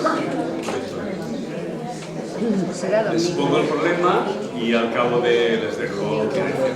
Podemos utilizar calculadora y tal, lo que queráis. Calculadora, podéis hablar entre vosotros. Al cabo de 20 minutos ponemos en común qué habéis hecho, ¿no? Os pongo dos ejemplos. Un niño que sabe... una niña que no tenía dificultades con la división, ¿no? 7 y 7, 14. 14, 14, 28, 28, 28, 96. Parece que llega, ¿no? Va sumando, llega a 1001. Bueno, aquel el día no era sábado, no era clase el sábado, era miércoles, es martes. No pongo que es martes. Otro niño, en la misma clase, coge y hace una sola operación. 1000 dividido entre 7, no sé cuánto saldrá ahora, 135. 142. Se queda ahí con la división y no sabía qué contestar. Aquí hay un accidente, ¿no? ¿Cuál es el accidente? Que el niño sabe dividir, pero se ha perdido alguna cosa en el camino. No sabe que el residuo, lo que le sobra, es lo que tiene que, resto, es la información básica para saber qué día de la semana es. Ha hecho la división perfectamente. Ese es el accidente. ¿Cuántas veces nos podemos dar cuenta de accidentes que han tenido los niños en ese proceso educativo, en cualquier área de las que trabajemos? Ese es el riesgo de accidente que Pickler nos dice, ¿no? Ella lo dice, habla de los procesos de los niños de los 0 a 18 meses, pero nosotros lo podemos trasladar a cualquier fase de la educación, cualquier momento de la educación, cualquier ámbito de la educación. Cuando se hacen aprendizajes rápidos, cuando se hacen aprendizajes antes de tiempo, cuando se hacen aprendizajes para los cuales el niño no está maduro todavía, conseguimos aprendizajes superficiales, conseguimos aprendizajes efímeros, conseguimos aprender para responder una pregunta en un examen, pero esa pregunta no nos transforma nada en nuestra cabeza, en nuestro interior, seguramente no nos emociona, ¿no? Y por lo tanto, ahí sí que tenemos que perder el tiempo. ¿Cuántos aprendizajes hacemos a los cuales los niños no están preparados? ¿Cuántos aprendizajes hacemos de una forma superficial? ¿Cuántos aprendizajes hacemos saltándonos una de las fases fundamentales? Claro, fundamentalmente tenemos que saber para qué sirve dividir. Y si no sé dividir, no sé el algoritmo de la división, es igual, ya lo aprenderé. Pero lo fundamental es aprender para qué sirve la división. ¿Cuándo tengo que utilizar la división?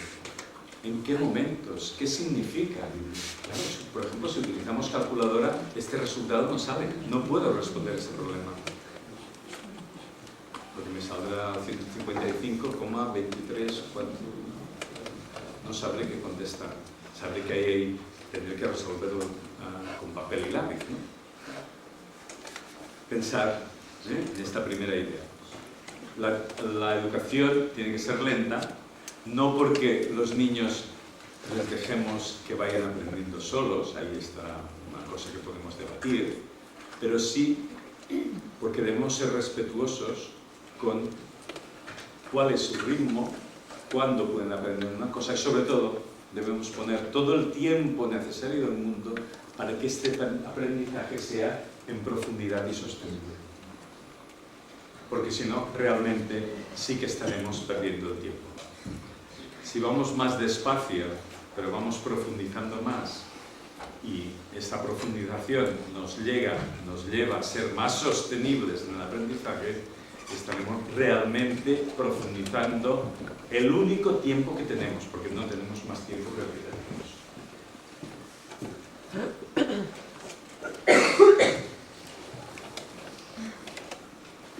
Segunda idea.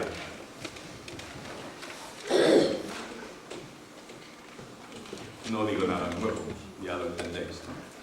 Y más o menos lo he ido explicando. Cada niño, si lo cogemos de una forma personal, individual, es una persona que tiene unos ritmos, unos intereses, unas capacidades diferentes. ¿Cómo vamos a conseguir que todos respondan de la misma manera, aprendan al mismo tiempo, aprendan de la misma manera y aprendan las mismas cosas? Es que no hace falta explicar nada más. Y cada aprendizaje debe tener su tiempo. Un tiempo que es importante saber gestionar también. Yo no valoro también la organización del tiempo. Pero la organización del tiempo para favorecer la calidad, no para fragmentar más el tiempo. He puesto aquí una fotografía de unos niños de P4 que están están después, al final, no están puestos así, un día que entras con la cámara y los coges ahí, estaban sentados. Estaban después de hacer una sesión de psicomotricidad. Estaban comentando la sesión. En nuestra escuela tenemos un proyecto de psicomotricidad desde P3 hasta segundo. Y hacen sesiones aproximadamente 1 hora y media cada semana, ¿no? 1 hora y media de psicomotricidad.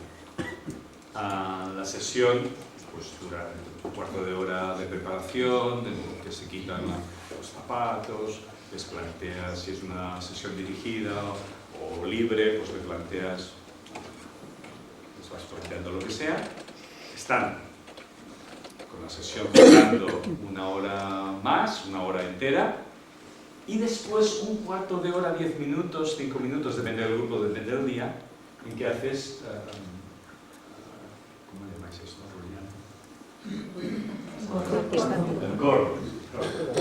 El corro, y hablas naturalmente con niños de 4 años de qué vas a hablar, con quién han jugado, cómo se han sentido, si han disfrutado, si quieren explicar, no, hablas de esto. Bueno, este cuarto de hora, estos 10 minutos, estos 5 minutos dan valor a la otra hora. Cuando hablamos de cada aprendizaje necesita su tiempo, significa que nuestras decisiones organizativas debemos tener en cuenta cómo conseguimos que la inversión de tiempo sea cualitativa, sea de calidad. ¿Pueden estar jugando hasta la hora de salir? Sí, pero los 5 minutos, los 10 minutos le dan valor a la hora que han estado jugando. ¿Por qué? Porque les ayuda a pensar, les ayuda a reflexionar sobre lo que han hecho, les ayuda poniendo palabras. Utilizábamos mucho en estas sesiones la evaluación figuro-analógica. ¿Sabéis qué es? Evaluación a partir de figuras, de dibujos. Hay un libro que está muy bien de Angélica Sátiro, que habla de esto, de la evaluación figuro-analógica, buscarla. Es evaluar a partir de, sobre todo en niños pequeños, a partir de imágenes, de emoticonas, de símbolos del tiempo, ¿no? De coger una imagen y decir, coge de las nubes, el sol, la lluvia, ¿no? Cogen una imagen y explican cómo se han sentido, ¿no?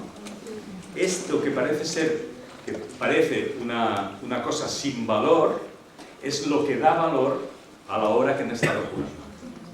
Sin esta Y aquí he puesto el ejemplo de niños de 4 años, ¿no? Pensar lo mismo con niños de 11. Hacemos actividades del área que queráis, una actividad de leyendo cualquier cosa, ¿no? Un problema de matemáticas como este. Si no hay este tiempo, que a lo mejor será el tiempo del final, ¿no? Para reflexionar, para hacer esta metacognición sobre lo que he aprendido, sobre qué pregunta me he hecho.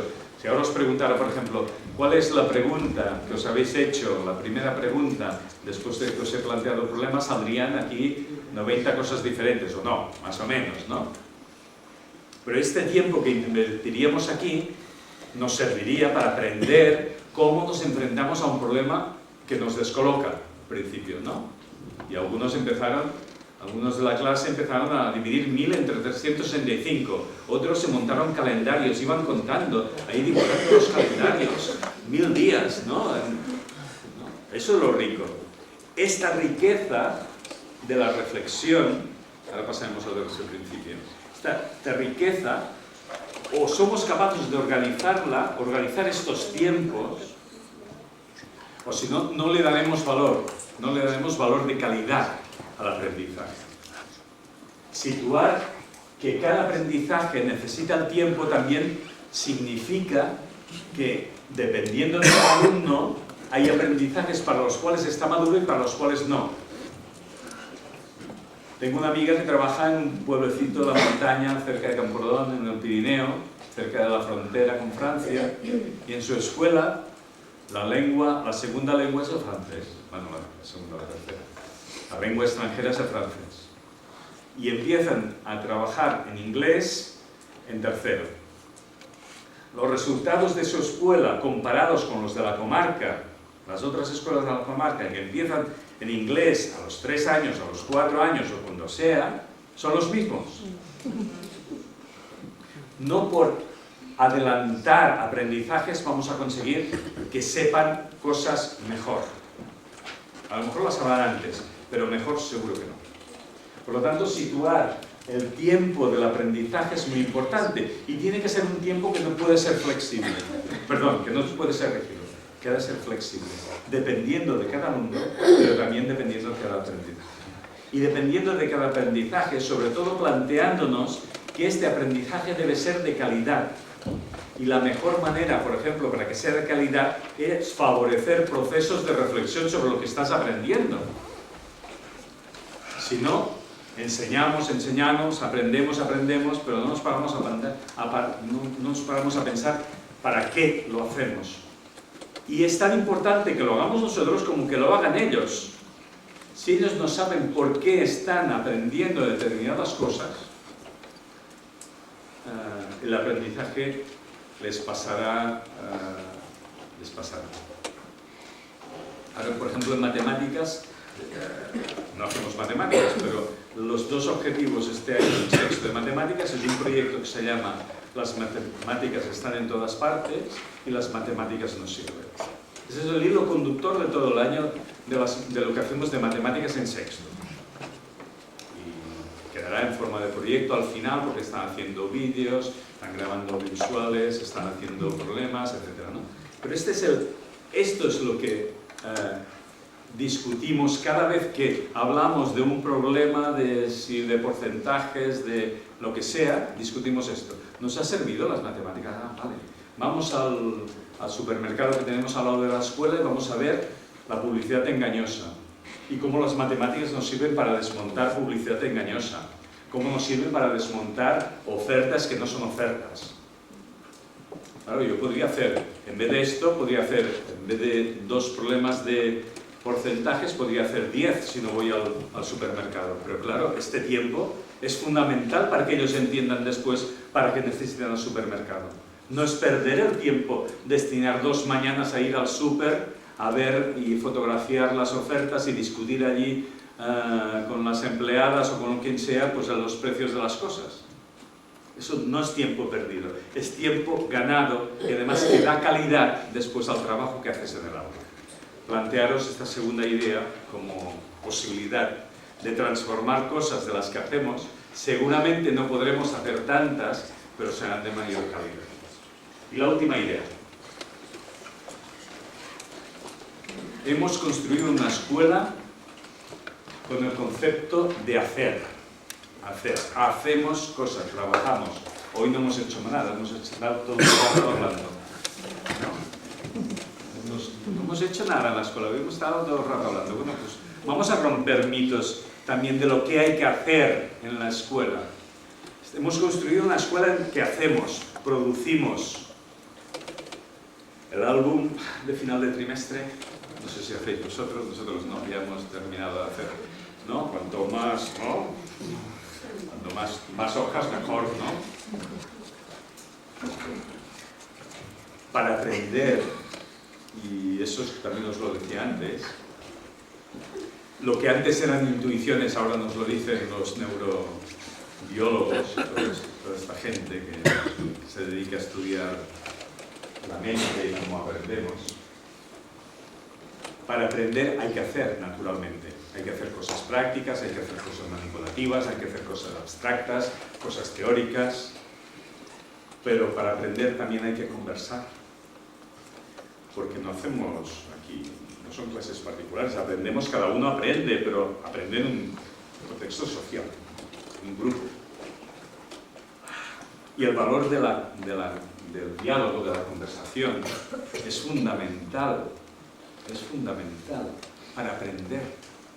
Porque cuando converso, cuando dialogo con mis compañeros, primero tengo que aprender a estructurar mi mensaje.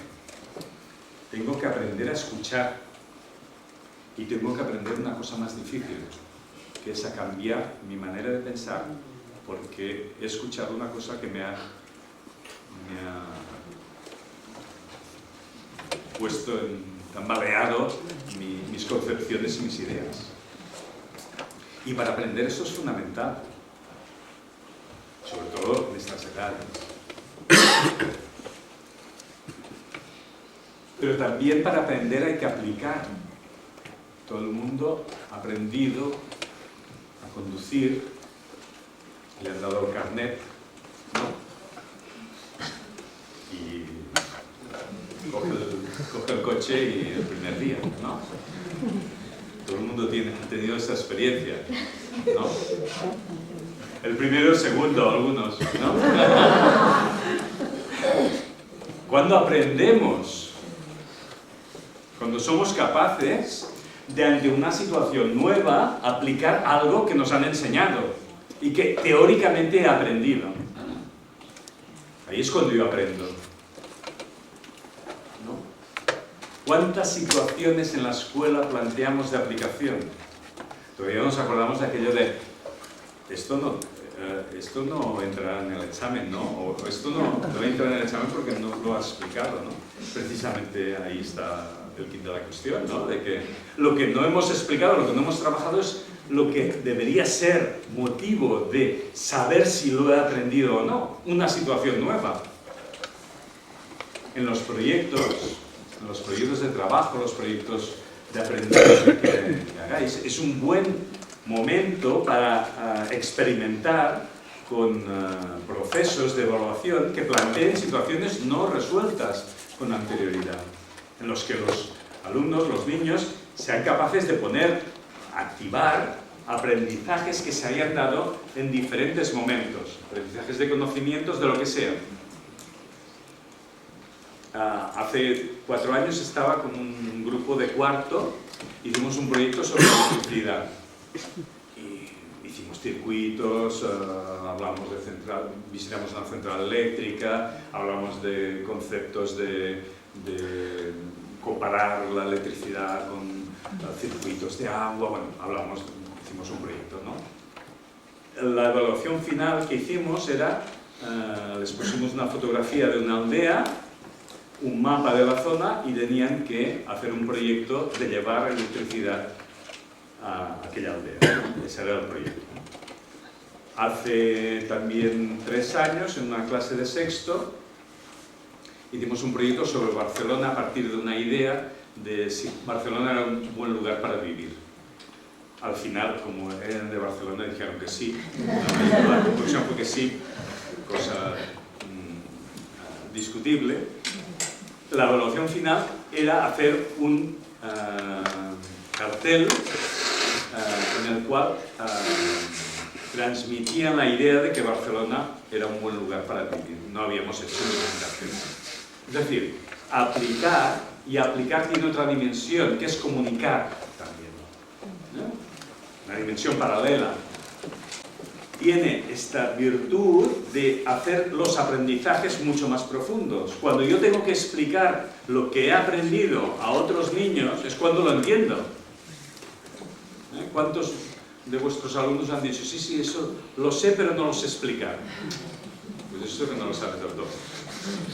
Cuando lo sabes, pero no lo sabes explicar, tienes una dificultad que tienes que superar. La comunicación en la escuela, no solamente en el aula, es un aspecto fundamental para aprender.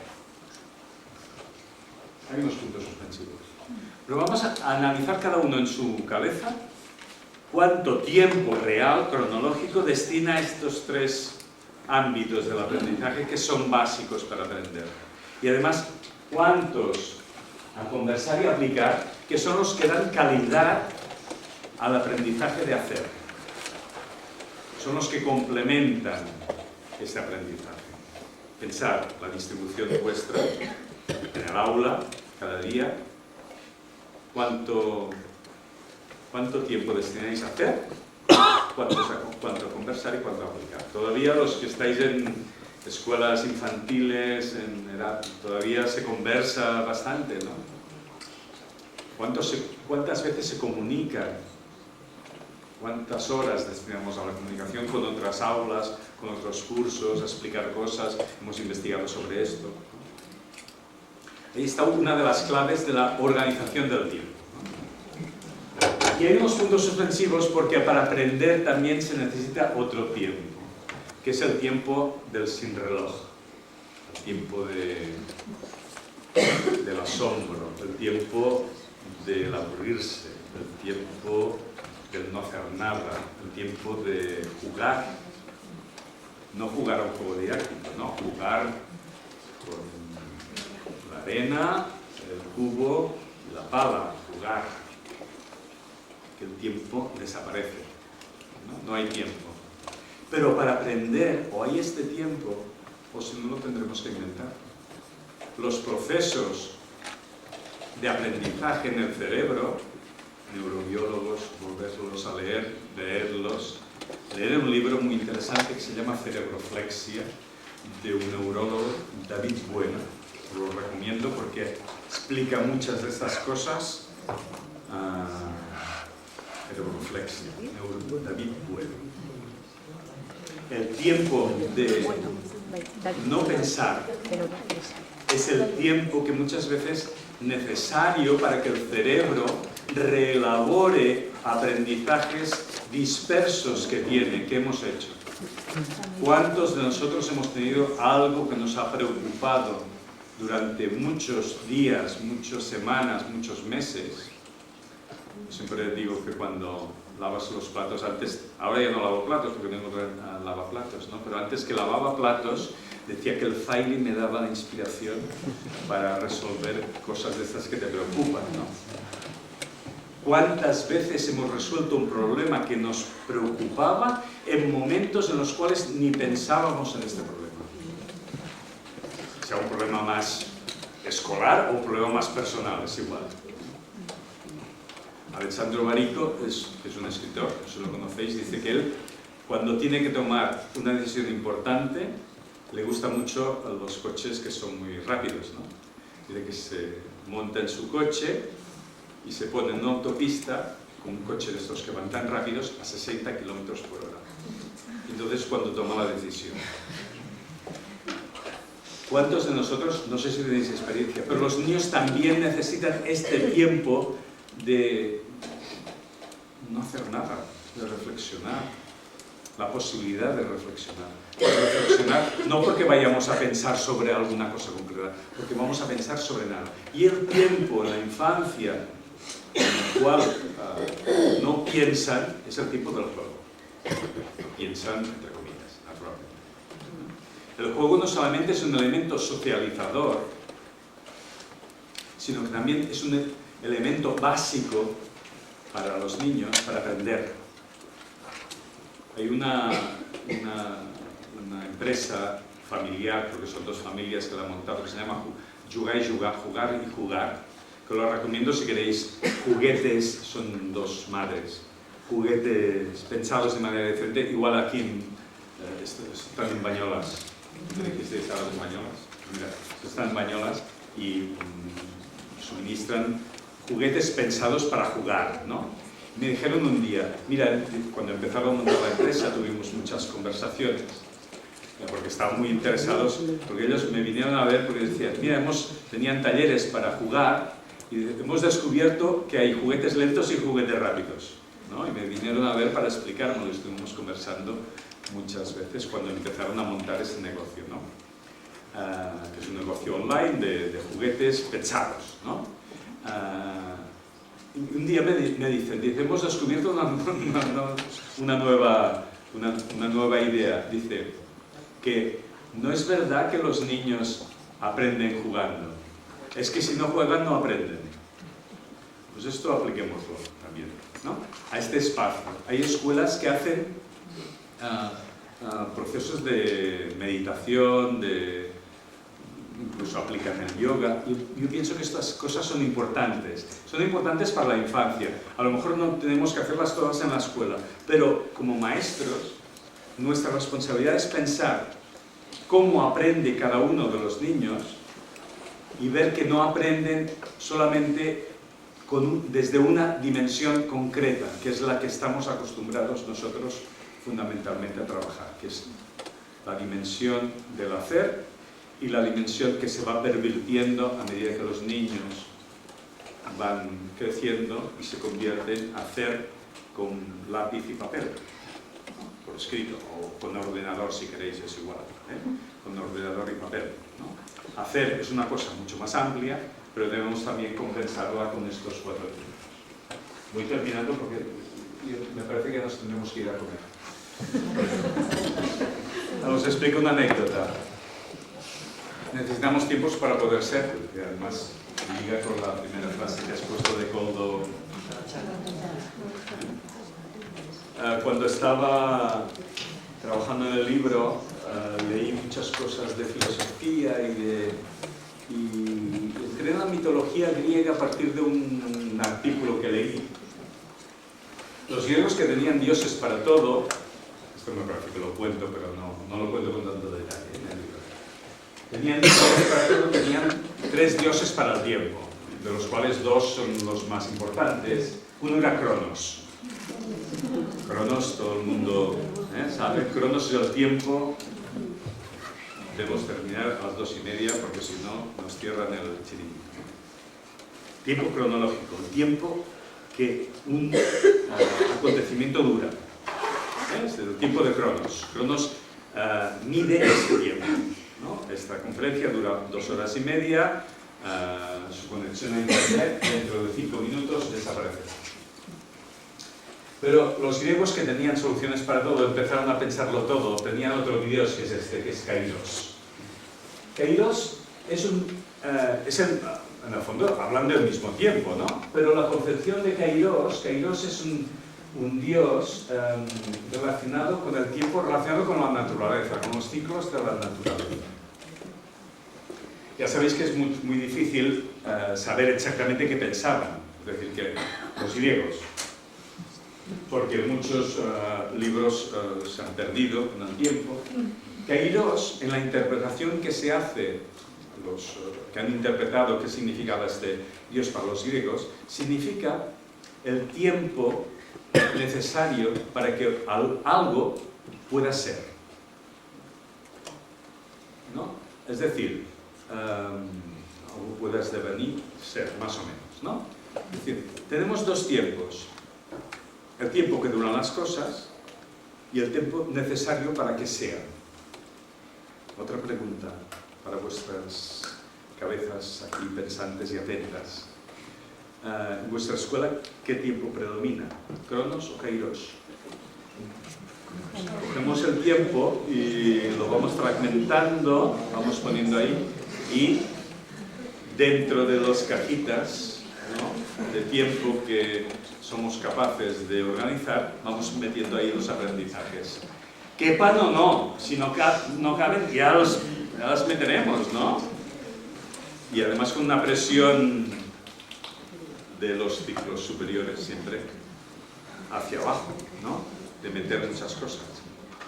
¿Cuándo seremos capaces de entender el tiempo que necesita cada aprendizaje para ser?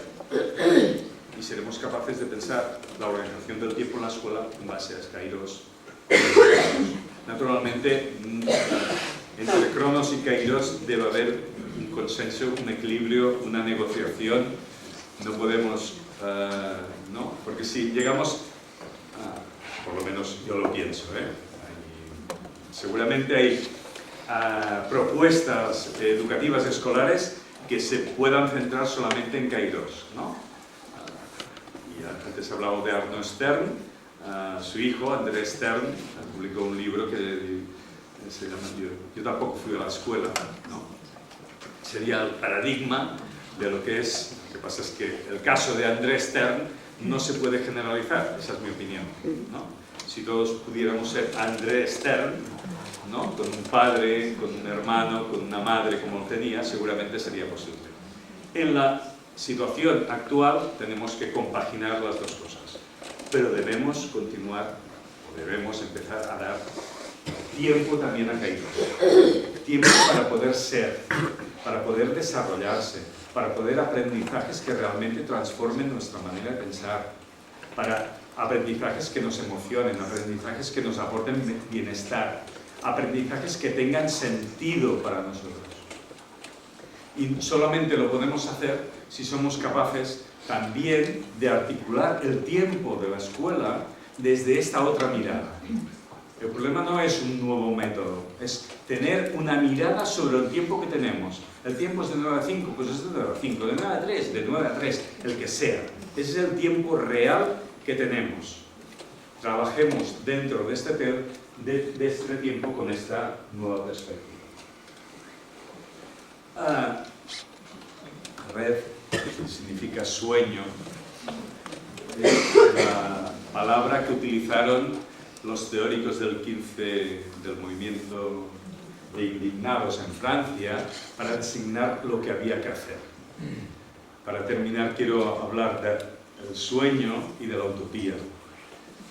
El sueño para ellos era no una utopía irrealizable, sino que tanto Hessel como Morin, como Vivaret, todos los grandes teóricos que en Francia empezaron a teorizar sobre el movimiento de la indignación hace pues ya 6 años o 7 años, empezaron a conceptualizar esta idea del sueño, ¿no?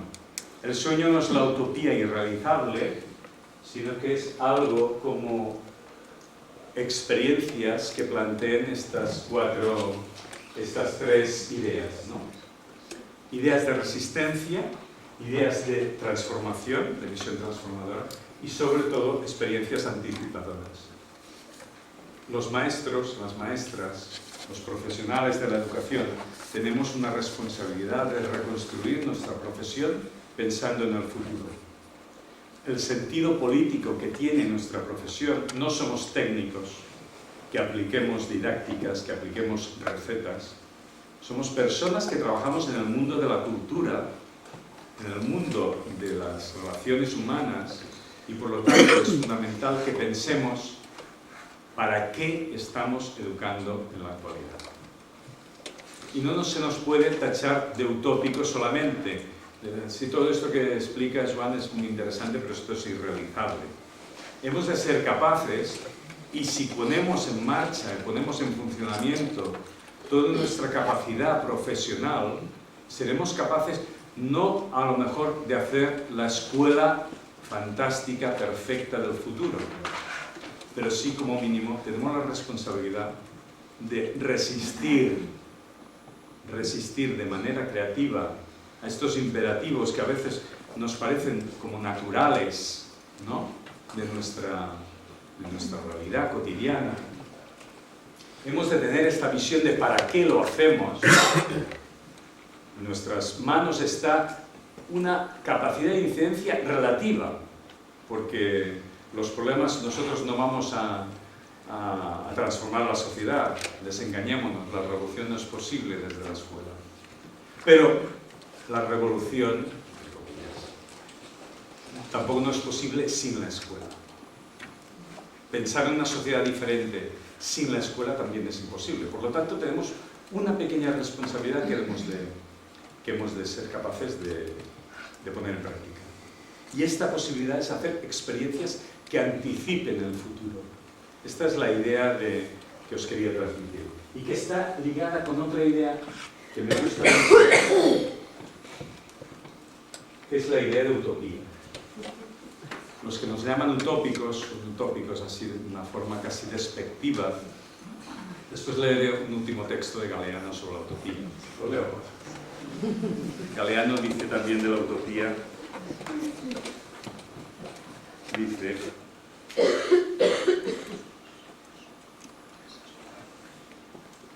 la utopía está en el horizonte, me acerco 2 pasos, ella se aleja 2 pasos.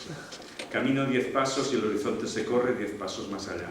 Por mucho que yo camine, nunca la alcanzaré. ¿Para qué sirve la utopía? Para eso sirve, para caminar. Pero este concepto que muchas veces nos rebota, ¿no? Es un utópico. También hace unos meses, leyendo un texto de Pere Casaldàliga, ¿sabéis? Este obispo que está en el Brasil, ¿no?, teórico de la teología de la liberación, hablaba de un término que, según él, también lo utiliza Tomás Moro en el libro de la utopía, que es la utopía. La utopía. Utopía significa un lugar que no existe. Topos, la raíz griega de lugar, ¿no?, y u, que es negación, ¿no? Por lo tanto, alguna razón tienen los que nos llaman a veces utópicos, ¿no? Estamos reivindicando un lugar que no existe, ¿no? Pero él transforma la idea de utopía con la idea de eutopía. Eutopía es el lugar que es posible que exista, el buen lugar posible. Entonces hemos de ser capaces de, marcándonos este horizonte, porque es el que nos ayuda a caminar, vamos caminando hacia allí, de hacer espacios buenos y posibles en la actualidad, por las circunstancias que tengamos. Algunos tendréis circunstancias mejores, circunstancias no tan buenas.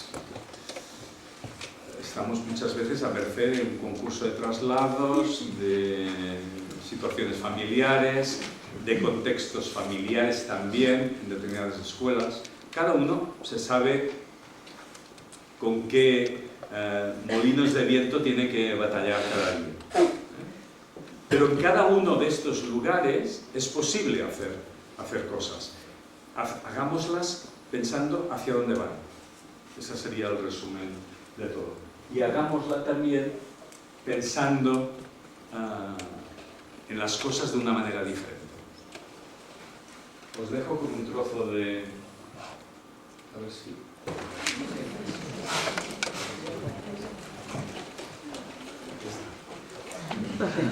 Podéis empezar a hablar y a cortar. Ya no tengo más cosas.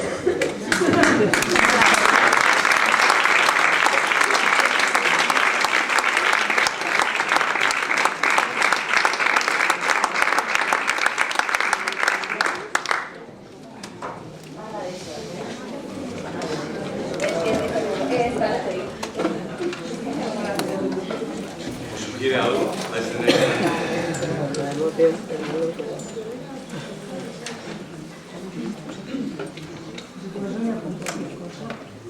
Puede soñar. ¿Y cómo lo hace? ¿Cómo sueña? Para mí es una escena antológica. todas las partes son... Si encontráis esta escena, buscad Nessun Dorma, que es la canción de Turandot. En YouTube sale este fragmento, es un poco más largo, pero lo he cortado. Y para mí es una escena genial, en el sentido de la película, pero que resume muy bien un poco lo que hacemos, ¿no? Cuando planteamos algún cambio. Es muy bonita. Estamos inmóviles. ¿Qué hace lo primero? De la cama. Cama. Segundo. Coger carrerita. No, antes hace más cosas. ¿Qué hace en segundo lugar? Mueve. Retirar la cama. Oye, que Antes de quitar la cama. Los pies. Sí. Ahí se levanta él, pero ¿qué hace? Poner los pies. ¿Y qué hace con los pies? Después quita la cama. ¿Qué más hace? Coge carrerilla. ¿Y cómo la coge? Antes de coger carrerilla, ¿qué va haciendo? Mirando. Para mí es genial, es una... Miradla otra vez y veréis. Corre hasta el pincel. Bueno, va. Vamos a...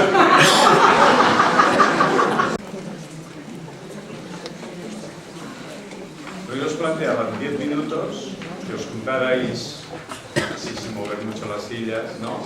Y que ahí hay una propuesta, pero es igual, es igual. Es decir, hay frases de estas, hablando de cosas relacionadas con la escuela. Que vosotros mismos, y que pudierais hablar de lo que os he contado, que pudierais hacer preguntas, las escribís, pero hacemos 10 minutos así en grupos de 5, 6, 7, grupos naturales, o artificiales. Y comentar entre vosotros, mover un poco las sillas, hablar, conversar, porque si no, yo digo que es muy importante la conversación, pues vamos a practicarla un poco, ¿no? Conversar un poco vosotros, habéis conversado ahora con el café, pero ahora entre vosotros, e intentar hablar qué cosas os parece interesante que pueda matizar, explicar mejor, que me podáis contradecir, que podáis poner ejemplos, lo que queráis. Y este guión que os he hecho de 5 puntos, tomarlo como... Lo podéis guardar, lo podéis dejar, lo podéis leer, es igual. Es una cosa para provocar el diálogo.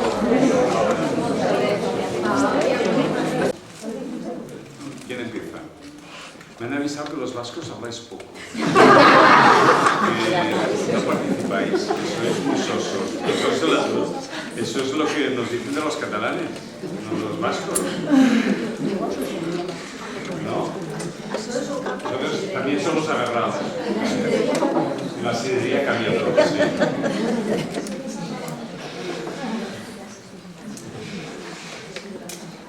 ¿Quién se atreve? Va, venga, ya. Teníamos curiosidad de cómo se trabaja en Venezuela con las familias pues este tipo de educación. Sí. Y a nivel de claustro también, si es algo que más o menos todo el claustro está un poco en sintonía o no sé. Sí, me pide un poco que hable del papel de las familias y del papel del claustro, ¿no? Del papel del claustro en la escuela. Y os cuento cosas.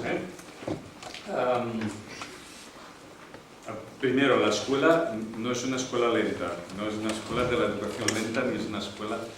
Además, el libro lo escribí a los... Empezamos en el 2004, me parece que es el 2009. No sé. Es decir, que al cabo de 5 años, ¿no?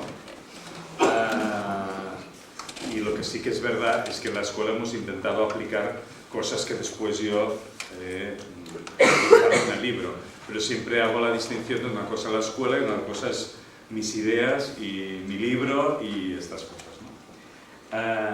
Lo que sí que es verdad es que en la escuela pues empezamos sin tiempos fragmentados, sin asignaturas, sin áreas, ¿no? Cuando empezamos en el 2004 éramos 2 clases de 3 años, de P3, y tuvimos, no sabíamos ni de dónde íbamos. Ahora estábamos a la prescripción en marzo o en abril, y me acuerdo, charlas, estaba a punto de dejar la dirección estaba de director en otra escuela, se llama Gramanet, y hacía charlas con padres para explicarles el proyecto. Yo me acuerdo que les explicaba, decía, bueno, pues la escuela no sabemos dónde estará, ¿no? No tenemos proyecto y además vamos a hacer un proyecto que va a durar 9 años hacerlo.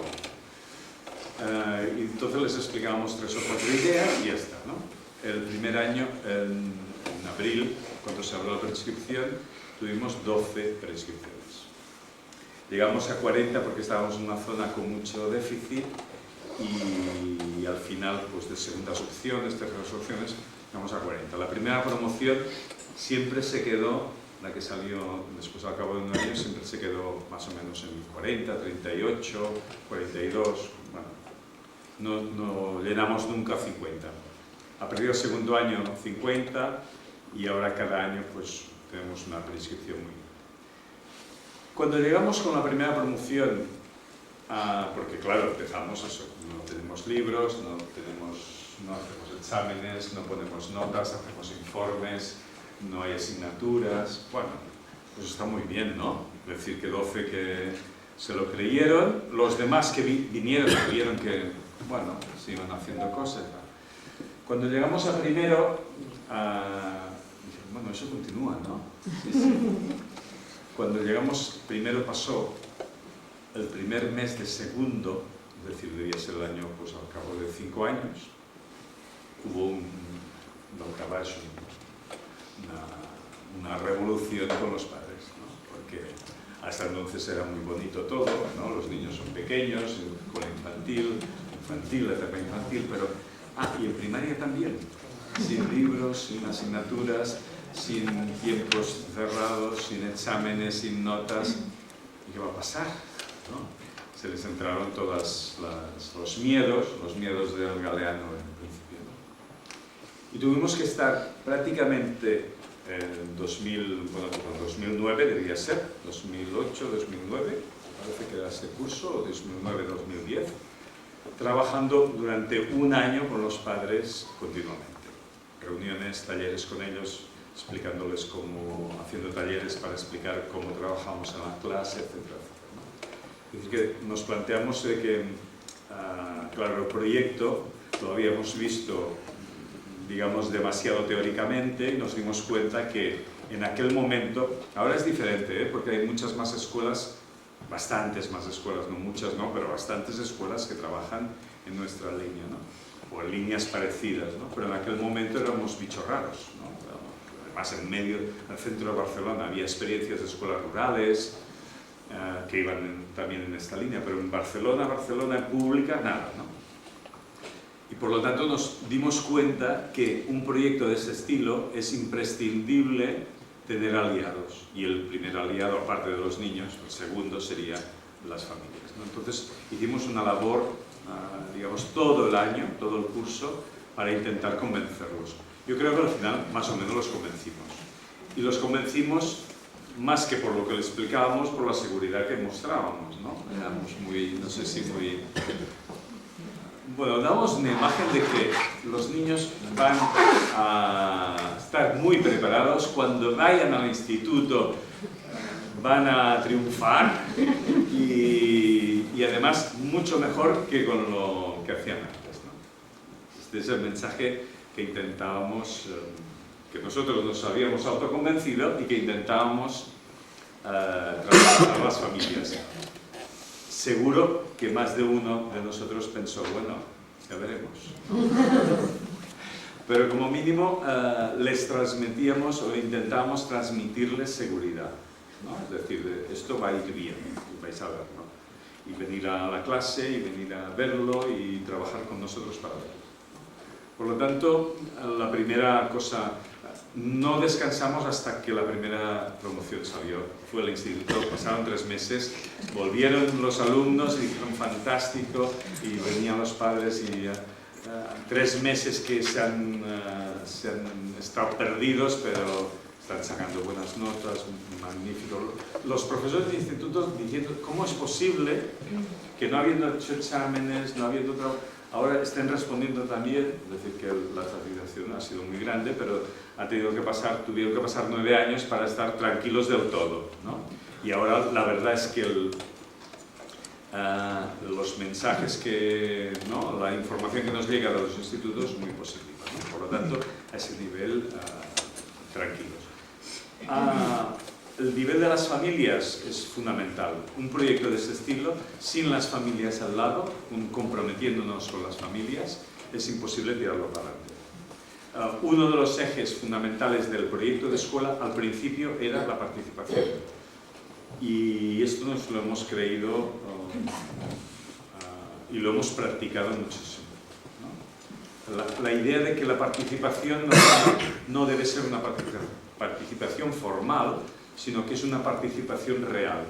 ¿Y qué quiere decir eso? Quiere decir que debe ser una participación lo más amplia y lo más diversa posible, ¿no? Es decir, que la participación tiene que ser, pues eso, cada padre, cada madre tiene que encontrar su sitio en la escuela para poder venir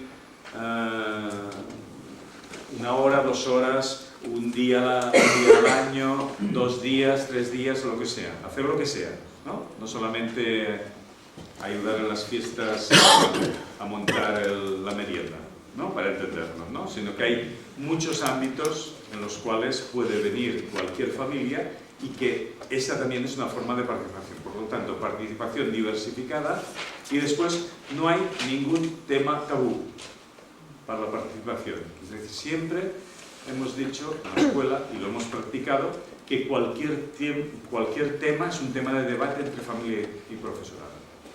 Otra cosa es que digamos que la responsabilidad al final en el aula es del maestro, eso está claro. Pero no hay tema tabú, no hay tema exclusivo del profesorado, y que los padres no puedan opinar, no puedan plantear sus opiniones, no puedan plantear sus propuestas, etc.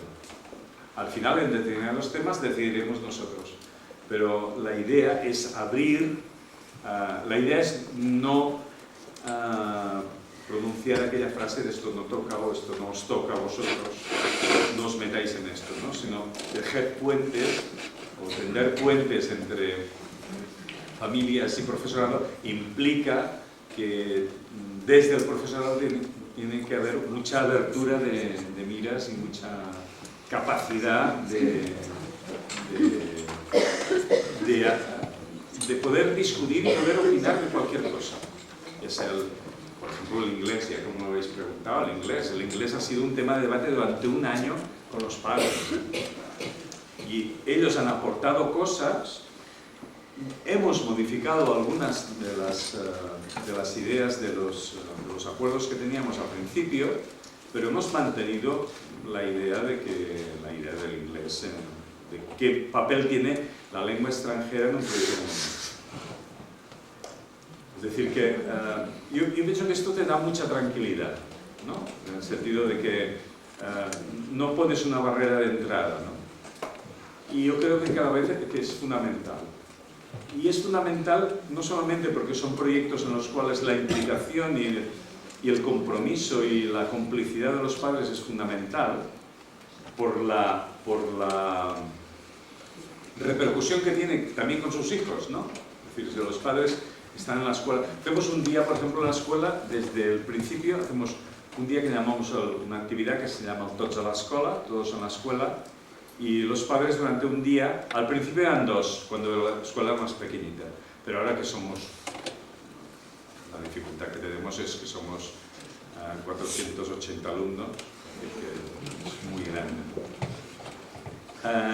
Y es una actividad, al principio hacíamos 2 días y ahora es un día que los padres nos sustituyen, entran aproximadamente entre un centenar de padres, madres, abuelos, abuelas, y hacen actividades durante todo el día con los niños mientras nosotros nos retiramos y hacemos formación.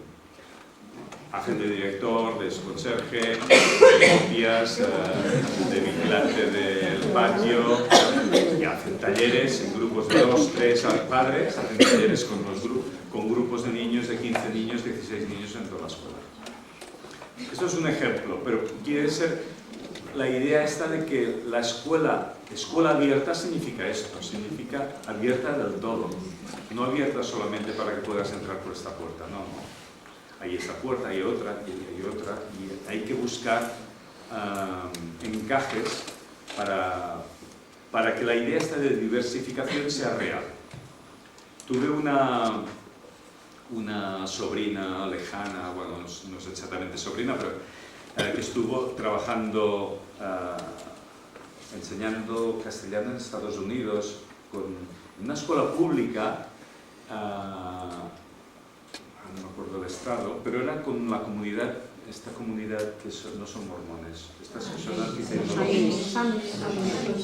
amis.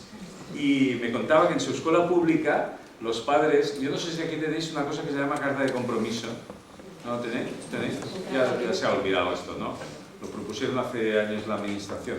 Ahí tiene cuando entras en la escuela pública, los padres firman un contrato y tienen que hacer obligatoriamente, en esta escuela, tenía que hacer 8 horas de trabajo voluntario al año. Cada padre y cada madre. Cada familia 16 horas. Dice, estaba siempre rodeado de padres y madres, ayudando a leer, pintando las paredes, todo tipo de trabajos. Yo siempre he dicho que si lo pudiera hacer, lo haría. ¿No? ¿Quieres entrar en esta escuela? Pues ahora, firma contrato. Voluntario obligatorio. Voluntario obligatorio, 8 horas, ¿no? Y es la manera de entender qué significa, ¿no? Es decir, si entendemos la participación como una cosa formal, pues es complicado. Otro tema sería la democratización de la escuela, ¿no? Que pasaría sobre todo, a mi modo de ver, por democratizar el currículo, no tanto por aspectos formales, ¿no? Las escuelas están para que los niños aprendan, fundamentalmente. Por lo tanto, si hablamos de escuelas democráticas es para conseguir que la escuela democratice también el currículo, no para que voten cada 2 años en el consejo escolar. Esto es un aspecto formal. Todos estos aspectos van en la línea de pensar una escuela diferente. Cuando hemos acabado, Elena me comentaba que la primera parte que os he explicado, que a lo mejor era un poco así demasiado teórica o demasiado general, los compromisos de la escuela con la sociedad, igual, ella me decía, nos estabas planteando que a lo mejor el modelo institucional de escuela no sirve y hay que pensar cosas diferentes. Quizás, ¿no? Puede ser, no, puede ser, ¿eh? Es decir, que el futuro no lo sabemos, es como el cambio climático, ¿no? Hay escenarios posibles, ¿no?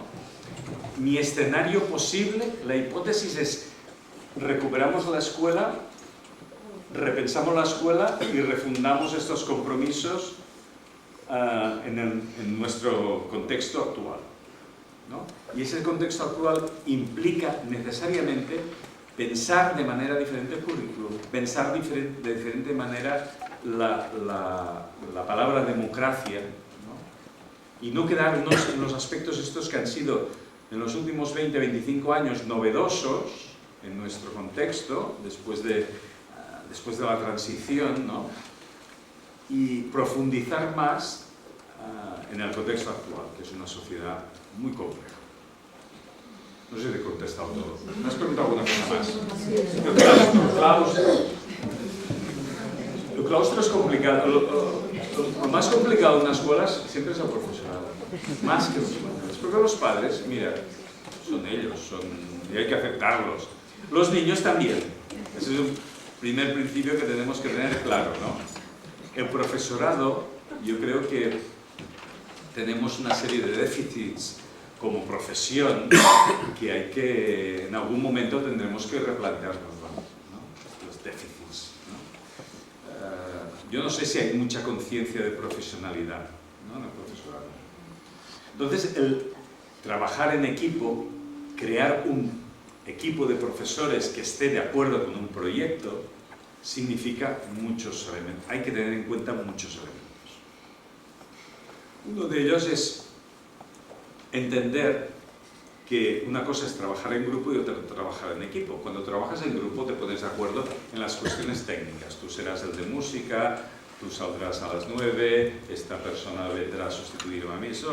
No, podemos trabajar en grupo, nos podemos poner de acuerdo. Trabajar en equipo es compartir ideas. Y eso a veces es lo difícil, porque ¿qué ideas hay que compartir? ¿Todas? No, todas no puede ser, porque entonces perdemos la creatividad, perdemos la especificidad de cada uno de nosotros, perdemos la cultura, el bagaje, la profesionalidad de cada uno. Pero sí que hay acuerdos que deben ser, a lo mejor son 5 cosas las que nos tenemos que poner de acuerdo. Pero en estas hay que ponerse de acuerdo. ¿Cuál es la finalidad de la educación? ¿Para qué educamos? ¿Qué relación tiene que tener el maestro con el alumno? ¿Cómo se articula un aula? ¿Qué papel debe jugar la familia en la escuela? No, pero son 4 o 5 cosas, no más. No más, ¿no? ¿Cómo entendemos que hay que fomentar el aprendizaje? A partir de ahí, cada maestro y cada maestra tiene su experiencia, tiene su formación, tiene su cultura, tiene su manera de trabajar, tiene su manera de relacionarse, ¿no? Pero las maneras no pueden ser nunca un hándicap para trabajar en equipo, las maneras diferentes. Lo que debe ser un hándicap es que tú pienses que las familias se deben quedar en su casa y yo piense que tienen que entrar todo el día a la clase. Eso sí que hay que ponerse de acuerdo, ¿no? ¿Qué es lo que pensamos en la escuela, en nuestra escuela, desde el principio? Que fundamentalmente debíamos articular una formación permanente de carácter muy diferente a la que habíamos tenido hasta entonces, y que eso tenía que ser el eje vertebrador de todo el proyecto. Desde el segundo año hay un acuerdo mantenido hasta la fecha de que todos los maestros se quedan 1 hora y media a la semana más de su horario de permanencia. Hacemos un horario de 31 horas y media para hacer formación. Y es un acuerdo que se ha mantenido desde el segundo año. El primer año, aquello era una asamblea permanente. Pero maestros, de 5 niños, aquello era el paraíso, casi. Pero a partir del segundo año instauramos este acuerdo y se ha mantenido desde el 2004 hasta hoy. Es decir, hay 1 hora y media a la semana de permanencia en el centro para formación. Es 1 hora y media, tampoco no son todas las semanas, pero son bastantes. Por ejemplo, este año hay 7 tardes que nos quedamos 2 horas a hacer formación. Pues hay 3 formaciones diferentes, una de dinámica de grupos y lideraje, hay otra formación sobre evaluación, es decir, combinamos cosas, no siempre son, no todas las semanas, no las 30 y pico semanas que tiene el curso, ¿no? Pero la mayoría sí. Hay autoformación también nuestra, de intercambio de experiencias entre nosotros, es decir, que todo entra ahí. Claro, esto es fundamental, es decir, sin este espacio de debate, de intercambio de experiencias, de reflexión, de buscar, hemos tenido 3 años, formadores que han venido durante 3 cursos a hacer el seguimiento del proyecto, ¿no? Buscando siempre las personas que nos interesaban más, ¿no? Y huyendo un poco de la idea esta de la formación permanente como alguien que te viene a explicar lo que tienes que hacer, sino buscando, tenemos este problema, vamos a buscar una persona que nos pueda dar recursos, ayudas, que nos pueda hacer reflexionar, que pueda entrar en el aula, que nos pueda hacer una devolución de lo que estamos haciendo, etcétera, etcétera. Y este ha sido un elemento clave. ¿Cuál es el resultado? Pues el resultado continúa siendo incierto. Es decir, siendo esto muy importante, la fluctuación de profesorado cada año, bueno, es complicado de gestionar, es muy complicado de gestionar. Hemos tenido personas que al final han pedido irse de la escuela porque no han... Y esto que tenemos un plan de acogida, hemos organizado empezado la figura del tutor, ¿no? El mentor, la persona que tiene experiencia en la escuela. Siempre cuando distribuimos el profesorado, nunca hay dos personas nuevas en un mismo nivel, ¿no? Siempre buscamos una persona más experta o más antigua en la escuela, es decir, cuidamos mucho esto, pero ha habido no 3, 4 personas que han pedido irse de la escuela al final, ¿no? Porque, bueno, por muchas razones. No solamente no estar de acuerdo con el proyecto, por otras razones, ¿no? Es decir que este es un problema. Estamos limitados por el concurso de traslados. Esto es fatal. Estamos presionando mucho para... durante la época de crecimiento, algunos años podíamos proponer gente que viniera, ¿no? Los años que no había concurso de traslado podíamos proponer entre 2 o 3 personas que venían en comisión de servicios, pero después, cuando salían las plazas, estas personas, algunas podían concursar. Yo estoy en comisión de servicios todavía. Yo he concursado cada año, pero este año es el último que concurso, y así no me dan este año, no puedo concursar más. Pero no tengo la plaza en la escuela todavía, ¿no? Y esto es un hándicap muy grande, ¿no? En Cataluña empezaron hace 2 años en plan experimental a poder como mínimo incidir en el nombramiento de interinos y sustitutos, pero esto están todos los sindicatos en contra. Se ha quedado en una zona muy concreta, el Maresma, cerca de Mataró y comarcas, y no ha tirado para adelante. Y esto es un hándicap en el sentido de que, bueno, continúan viniendo gente. Además estamos en el centro de Barcelona, por lo tanto viene gente porque vive al lado o tiene el metro al lado. Continúa pasando esto. Hay maestros y maestras que vienen con ganas saben a dónde vienen, y por lo tanto hayan trabajado con esta manera de trabajar o no, se arremangan y tienen todo el apoyo nuestro y se van integrando en el equipo, y hay otras personas que no. Y hay que ir coexistiendo con esta gente, pero teniendo en cuenta que la línea de escuela es línea de escuela y punto. Y se puede discutir todo, pero si vamos de colonias, vamos de colonias. Si no hay libros, no hay libros. Si no hay asignaturas, no hay asignaturas. Y tú te tienes que adaptar.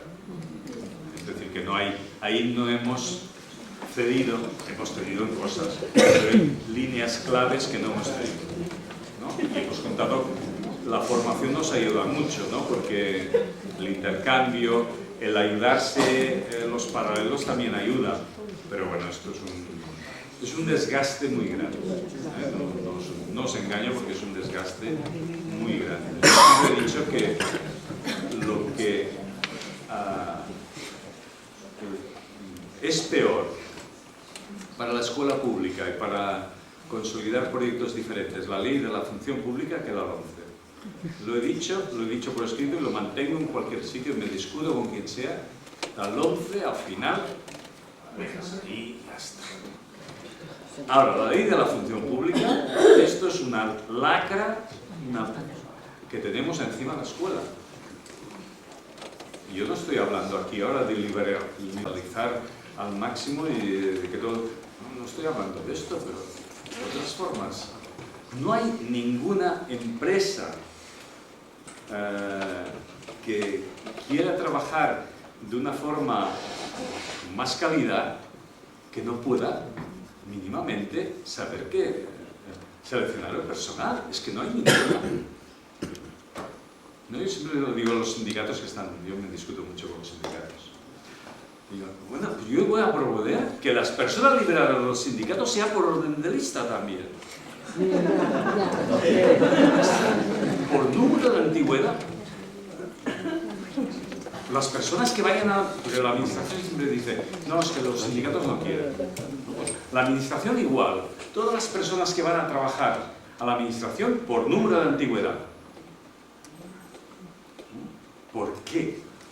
Tiene que venir una persona a mi escuela, yo puedo venir quien quiera, pero ¿por qué tiene que venir una persona a mi escuela por concurso de traslados que no sepa ni qué hacemos, ni qué dejamos de hacer, ni cuál es nuestro proyecto? ¿Vas a trabajar en un sitio? ¿Dónde pasa esto? No pasa en ninguna parte, ¿no? Y como siempre ha pasado, ya nos parece natural. Es como aquellos dos peces que se encuentran en el agua, dos peces jóvenes, y pasa uno así más mayor y el mayor le dice a los más jóvenes, dice, buenos días, dice, ¿qué tal está el agua? Y siguen, no le contestan, siguen. Cuando han pasado unos metros nadando, dice, oye, tú, ¿qué es esto del agua? Pues a nosotros nos pasa lo mismo. Cosas que nos parecen normales y no lo son. Es que no lo son. No lo son. Es decir, los sindicatos sí. A ver qué responden. Es muy difícil. Pero bueno, lo otro es muy aburrido. Venga, más preguntas, va. Instrucción. A ver, hemos estado hablando sobre el currículum. Has comentado que soléis hacer currículum personalizado. Intentamos trabajar en esta línea. ¿Y tenéis algún currículum para presentar a la inspección? No nos lo piden. Ahora tenemos una inspectora así un poco que se va a jubilar. Sería de esta línea. Como se va a jubilar, lo quiere dejar todo atado y bien atado. Pero hasta ahora hemos tenido mucha suerte con los inspectores, porque además hemos actuado, digamos, de una manera activa con ellos, ¿no? Cuando tuvimos los primeros conflictos, les invitamos a venir a la escuela y a evaluar a los niños, ¿no? Y siempre nos han respetado mucho, los inspectores. La única, la que tenemos ahora más en contra, es la que está en la actualidad. Nosotros hicimos el año pasado, bueno, hace 2 años empezamos a hacer el boicot a las pruebas de competencias básicas. Nos declaramos insumisos con la complicidad de los padres, y el año pasado lo conseguimos tanto en tercero como en sexto. No hicieron ningún niño, los padres se negaron a traerlos, nosotros informamos, mira, no han venido los padres, no han venido los niños, ¿no? Y este año se han puesto, este año nos han amenazado incluso, amenazas así. Entonces tenemos que pasarla, tenéis que hacer propaganda de las competencias básicas. Es decir, la relación con la inspección, ya sabéis que siempre es muy... depende, ¿no? ¿O no? Ahora, también es interesante, yo pienso, con relación a hace unos años, que yo diría que experiencias como las nuestras son más... no son tan extrañas, no son tan raras, ¿no? Ahora estamos, por ejemplo, en un acuerdo con otras escuelas que se llama Escola Nova 21, que está propiciado por la UNESCO y por la Fundación Jaume Bofill, con financiación de la Caixa y también.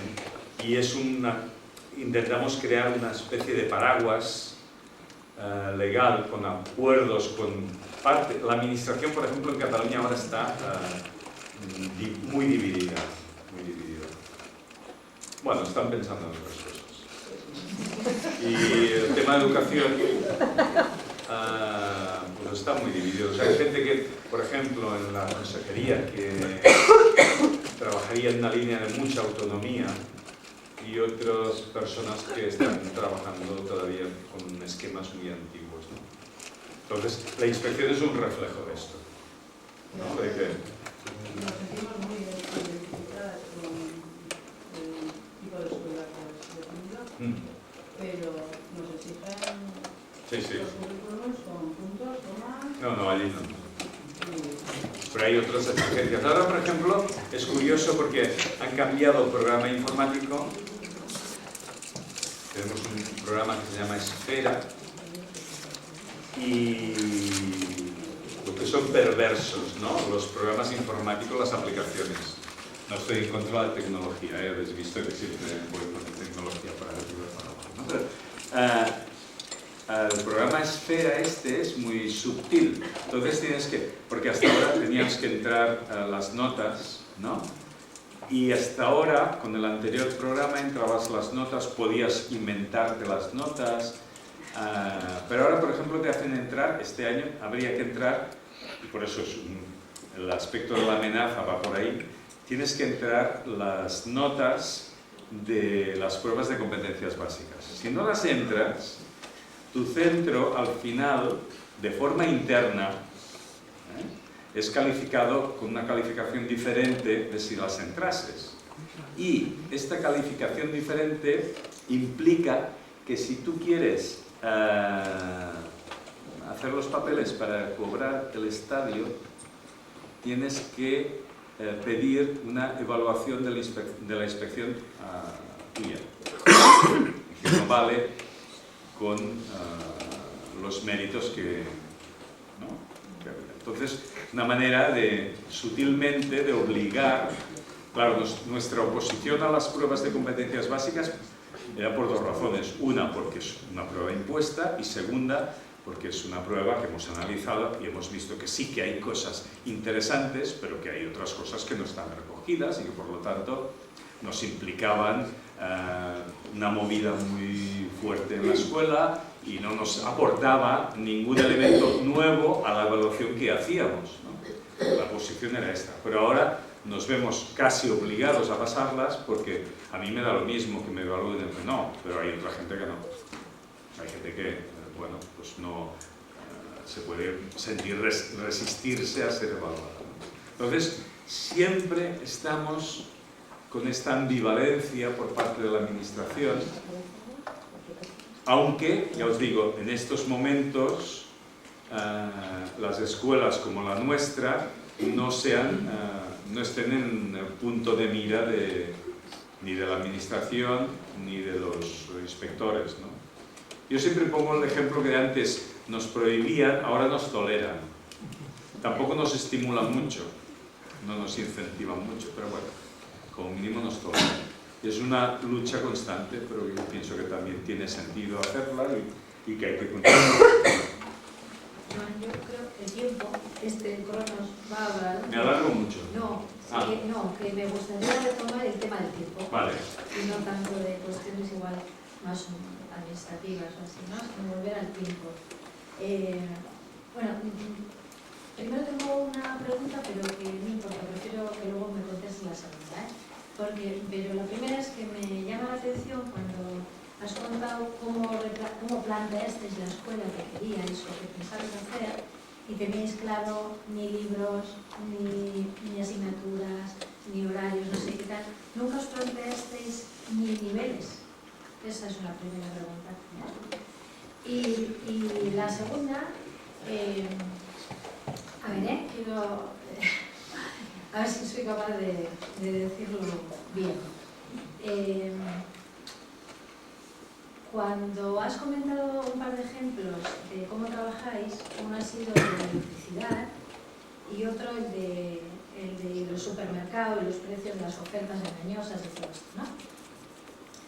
Ese tipo de trabajos, pues creo que son los que hacemos aquí la mayoría o hemos hecho en nuestros proyectos pero en este caso ya hablo de dos escuelas que hemos elegido ahora otro camino después de pasar por ahí, y resulta que nos estamos replanteando mucho ese tipo de temas. O sea, vemos que esos temas en nuestras dos escuelas no les interesan a los niños. Y si los queremos llevar adelante es forzándoles mucho. Mucho. O sea, no es que no se les interese el tema de la electricidad sí les interesa, pero a ellos lo que les interesa es hacer una lámpara y luego que dé luz o por ejemplo el tema de las ofertas y todo eso, pues vemos, y eso son cosas que planteo yo antes, pero no les interesa por lo menos de esa manera que nosotros les vamos llevando, entre comillas. Entonces nos pasa en este nuevo planteamiento que nos vamos dando cuenta que esos planteamientos son adultos, son planteamientos de los adultos. Los adultos creemos que eso les interesa, que eso es importante, que eso tiene sentido, que eso... Y bueno, si somos muy hábiles y tal, pues conseguimos más o menos convencerlos, llevarlos. Pero ahora vemos que, no sé si me estoy diciendo bien, que de esa manera no les interesa. Ellos tienen otra cabeza, están en otra dimensión, están en otro sitio los niños. Y todos esos planteamientos así, no sé, o sea, ahora que les dejamos más que se enganchen o no se enganchen, no se enganchan de todo eso. Y a muchos temas y muchas cosas que antes les llevábamos, creyendo que iban ellos con nuestra compañía, pues ahora vemos que no, sus intereses. Y entonces la pregunta que es ahí, o sea, lo que hemos comentado antes es, esos temas, no es adelantar también, no es adelantar contenidos o experiencias o situaciones que de momento a ellos todavía no les interesa en primaria, Bueno, esa es la pregunta. Muy bien. Gran pregunta. Ya es la última, Lo de los niveles es muy rápido. No nos lo planteamos al principio, nos lo planteamos a partir del segundo año, de romper con esto, y de hecho durante 5 años estuvimos haciendo una experiencia que eran prácticamente todas las mañanas, funcionábamos con interniveles, ¿no? Es decir, los niños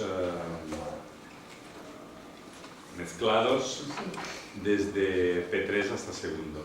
Cuando empezamos segundo, se terminó hasta primero.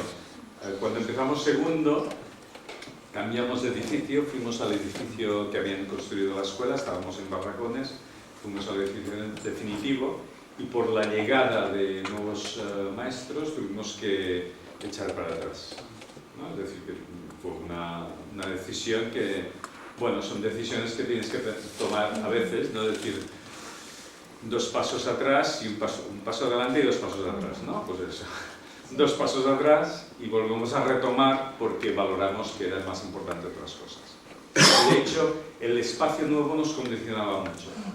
Los barracones tenían tienen mucho déficit, ¿no? Pero los espacios son mucho más abiertos, ¿no? Es decir, que teníamos, éramos menos también, ¿no? Éramos menos niños y facilitaba mucho lo que íbamos haciendo. Ahora volvemos a replanteárnoslo. Al cabo de 12 años o 13 años, hemos vuelto a replantear la necesidad de hacer actividades. Y este año hemos empezado mezclando como mínimo por ciclos, los pequeños, los medianos y los grandes, los mayores, ¿no? En cuarto, y quinto, sexto hacemos actividades mezclando a los niños también. Y para mí es uno de los temas pendientes, pero que también me doy cuenta que organizarlo con 480 alumnos es muy complejo. Sí. No, la pregunta era, porque es una característica de todas las escuelas que estamos aquí, que valoramos mucho en general, todo el mundo, y era por si había alguna razón pedagógica o filosófica para no hacerlo. Y estamos ahí. Hay una razón de que no todo el mundo lo ve importante, esto está claro, es decir, sería un tema de división en el claustro. Incluso este año, que la experiencia es muy limitada, muy delimitada, hay personas que son críticas, ¿no? Se acepta porque es un acuerdo, pero hay personas críticas, ¿no? Y a la mínima, cualquier problema mínimo que pueda haber, enseguida se replantea otra vez, ¿no? Es decir, que tienes que tener la tensión, la cuerda muy tensa. El tema de los proyectos es un tema complejo, no es un tema fácil. Yo pienso primero que el currículum, yo estoy de acuerdo con la evaluación que haces de que la tendencia que tenemos es que nos olvidemos del currículum oficial. Hay un currículum oculto que forma parte del ADN de cualquier profesor que de alguna manera relativiza la necesidad de que tengamos que tener un currículum. Si no tuviéramos el currículum escrito ahí, que guardamos y que se publica en el DOC, en el BOE, funcionaríamos igual. Porque me parece que lo tenemos en el ADN. primero tenemos que tener una idea importante a trabajar y a pensar y a reflexionar. El currículum siempre es una negociación. No es un papel, estaba puesto por ahí, no es un papel, no es una disposición administrativa, no es una cosa de la administración, eso es otra cosa. Eso es la traducción que la administración hace de lo que debería ser el currículum. Pero el currículum lo tenemos que entender primero como todo aquello que pasa en un aula. Eso es el currículum. Lo que pasa en un aula es una interrelación constante entre una persona que teóricamente sabe, que somos nosotros, y unas personas que teóricamente están aprendiendo. No digo que no saben, que están aprendiendo, están creciendo en su aprendizaje, ¿no? Por lo tanto, si el currículum es lo que pasa en el aula, es un problema de negociación asimétrica, porque no somos iguales, no somos colegas con los niños, podemos ser colegas, pero no somos colegas en cuanto al aprendizaje, tenemos otra visión, pero es una negociación entre lo que yo creo que deben saber y lo que ellos quieren aprender. Y es una negociación, un consenso, una articulación, una relación, una interrelación. Eso podemos estar de acuerdo. Otra cosa es después cómo se hace esto, ¿no? Seguramente se hace rompiendo esquemas de cómo hemos hablado hasta ahora de hablar de proyectos, seguramente. Y yo estoy convencido de lo que has dicho, ¿no? Cuando he explicado lo de la electricidad, he dicho un proyecto sobre la electricidad, pero hicieron un proyecto, empezaron precisamente haciendo circuitos, ¿no? Hicimos circuitos, además la segunda experiencia que hicimos con circuitos, que teníamos allí todos los circuitos, por un problema de cambio en el portalámparas, empezaron a calentarse las pilas, a hacerse cortocircuitos, y además que si los dos maestros que estábamos aquí no teníamos ni idea de por qué había pasado. Y era un problema de, nos habían cambiado los portalámparas pequeñitos, y eran portalámparas, no lo podría dibujar, pero vendrían... No sabíamos qué había pasado. Nos quedamos el primer día, los niños se quemaron, las pilas, una explotó, nos quedamos ahí. El segundo día, bueno, es igual, eso no tiene importancia. El tema de la electricidad, ¿no? Volvemos al tema, ¿no? Entonces, siempre hay, por ejemplo, cuando empezamos en la escuela, veníamos de una tradición de escuelas, los 4 maestros que habíamos hecho un proyecto, pero siempre era el proyecto clásico, ¿no? Todo el mundo ha hecho proyectos clásicos, que saben, que quieren saber, cómo, ¿no? Y empezamos así. Enseguida nos dimos cuenta que eso no nos gusta, ¿no? Empezamos a introducir las preguntas, buscar las preguntas, y a partir de las preguntas hacernos más preguntas, intentar investigar, etcétera, etcétera, ¿no? Esta fue una línea de trabajo en la escuela. La otra línea de trabajo era, no solamente, es intentar, porque ahí teníamos otro problema. Teníamos el problema de que ahora hacemos proyecto, 5 horas a la semana, y las 20 horas restantes, ¿qué hacemos? ¿No? ¿Cómo trabajamos? ¿No? Y ahí intentamos formular otra línea, que es la línea de no trabajamos por proyecto, sino convertimos al aula en proyecto. Es una idea así genérica, con la cual estuvimos trabajando. Antes estaba hablando con no sé quién, hablaba de un mapa conceptual, no sé dónde está el mapa conceptual que hemos hablado. La idea de los mapas conceptuales que tú me explicabas, nosotros no lo llamamos mapa conceptual, sino de, en un momento determinado, hacer un parón en la clase, es decir, ¿qué estamos haciendo? Vamos a ver cómo relacionamos todo lo que estamos haciendo. Hablar de proyecto. Hemos hecho unas prácticas de ciencias o hemos hecho una visita a no sé dónde, hemos hecho un itinerario casco antiguo y hemos trabajado aspectos de historia, hemos trabajado también alguna cosa, 3 o 4 problemas de matemáticas que hablan de rebajas. Vamos a ver todo lo que hemos trabajado durante estos 2 meses y vamos a ver cómo lo relacionamos, ¿no? La idea está de plasmar en un organigrama todo lo que pasa en el aula nos ayuda a pensar que todo puede tener sentido, pero tiene sentido en función de que haya una relación entre las cosas. Por ejemplo, si nos damos cuenta que lo que pasa en música no tiene nada que ver con todo lo demás que hacemos, ahí se plantea un problema, ¿no? Entonces, la idea sería, para nosotros, sería trabajar en una dinámica de aula en que todo tiene su relación, buscar con los niños todas las relaciones que pueda haber entre todo eso y convertir el aula como un espacio de comunicación y aprendizaje, es decir, transformar el aula como un proyecto. El proyecto no es la electricidad, el proyecto es el aula.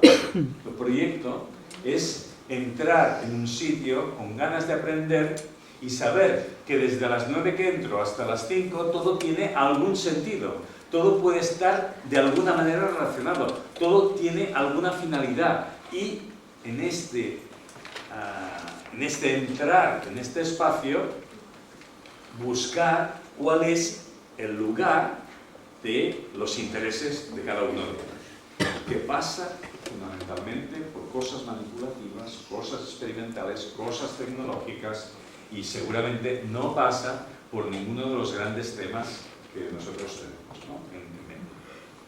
Tercera cuestión. Yo cada vez me planteo más que los proyectos como proyecto de investigación son proyectos que deberían estar sobre todo en quinto y sexto, en primaria. No entiendo los proyectos de no lo acabo de ver, proyectos de investigación antes. Y en quinto y sexto forzando un poco. Para mí, un proyecto de investigación en el sentido más, no tan clásico, sino un proyecto de investigación de vamos a investigar sobre, yo qué sé, sobre lo que queráis. Ahora estamos haciendo, os contaba, estamos haciendo un proyecto sobre evolución, ¿no? Salió de ellos, estuvieron trabajando durante un mes. Este año, al principio de septiembre, a los de sexto, a los alumnos de sexto, les hicimos una serie de trabajos trabajando en equipo a partir de una pregunta que les hice, que era, desde P3 estáis haciendo proyectos, me vais a explicar lo que es un proyecto. Y no les dije nada más. Esto fue un motivo de que ellos tuvieron que reflexionar, porque cuando les preguntas esto, ¿no? A niños que durante 8 años han hecho proyectos, no saben qué responder. No saben qué responder. Al final, trabajando en grupos y sacamos una definición entre todos, vimos qué cosas importantes eran, pero bueno, son alumnos de sexto. Y después decidieron les interesaban mucho aspectos de historia que no habíamos hecho nunca y de evolución y de la evolución de tal, pues vamos a investigar sobre esto. Y ahora estamos trabajando sobre el concepto de evolución. Estamos trabajando sobre esto. Estamos viendo las relaciones que hay entre la evolución de una persona, que sería el crecimiento, la evolución de una especie, la evolución de la técnica. Bueno, han hecho una lista de preguntas importantes y ahora cada uno está haciendo un trabajo personalizado intentando responder estas preguntas, me envían por correo electrónico las propuestas, tienen que preparar una presentación. Bueno, estamos haciendo con las alubias ¿no? Dando vueltas a las alubias y vamos a ver, en este proyecto no se va a acabar con ninguna conclusión. Hemos trabajado el concepto de evolución y la conclusión será la lista de preguntas importantes que nos ha parecido importantes resaltar. ¿Qué es la nada? No, chavales que decían, no res. Bueno, a ver, el Big Bang. Pero antes del Big Bang, es decir, las mismas preguntas que recogemos esta pregunta es muy importante, ¿no? de los monos, ¿cómo puede ser que de un mono salga? Esto es una pregunta importante, ¿no? ¿Cómo hacen los investigadores para saber de una mandíbula, saber lo que comían, saber cómo eran, saber cómo se relacionaban, saber si tenían creencias o no? ¿No? Ahí está. Entonces, nosotros vemos que esos planteamientos, que esas preguntas les salen y esos intereses también, luego seguir ahí, muchos ya es arrastramiento. No hay que llegar. No es su lenguaje ese, o no es ahí donde ellos... Sí. Entonces, por eso decidimos que en este proyecto no hay conclusiones. Las conclusiones son preguntas que nos hemos hecho. La evolución, por ejemplo, hay una pregunta de ¿todo evoluciona? O sea, hay 3 niños en la clase que están trabajando sobre esta pregunta. ¿No? Yo les planteo cosas, bueno, a ver, ¿el amor evoluciona? Bueno, según los científicos, lo único que no ha evolucionado desde el Big Bang son las fuerzas. Todo lo demás ha evolucionado, ¿no? Pero ellos se lo plantean. A ver, ¿no? Las emociones han evolucionado, pues sí, han evolucionado. Hubo un momento que no había emociones y las emociones nacen en un momento determinado, ¿no? Es decir que ahí se han planteado muchas cosas, pero no vamos a llegar a ninguna conclusión, ¿no? Incluso en este contexto de lo que pienso yo de que un proyecto de investigación sobre el tema que quieras básicamente tendría que estar en quinto y sexto. ¿Qué hay que hacer antes? Plantear situaciones de aprendizaje. Es que plantear situaciones de comunicación en el aula. No hay que plantear nada más. ¿Que le llamamos proyecto? Pues perfecto. ¿Que dura una semana? Pues dura una semana. ¿Que dura 3 meses? Dura 3 meses. No nos pongamos en la cabeza que tenemos ahí un laboratorio científico de investigación o sociológico de investigación. No lo tenemos. Tenemos una realidad, unos niños, unos intereses, una tecnología que nos coloniza. Y con esto hay que trabajar. En este contexto, importante, relacionar todo lo que hacemos, ver las relaciones que hay entre todo lo que estamos haciendo y lo que hemos hecho en otros cursos. ¿Cuántas veces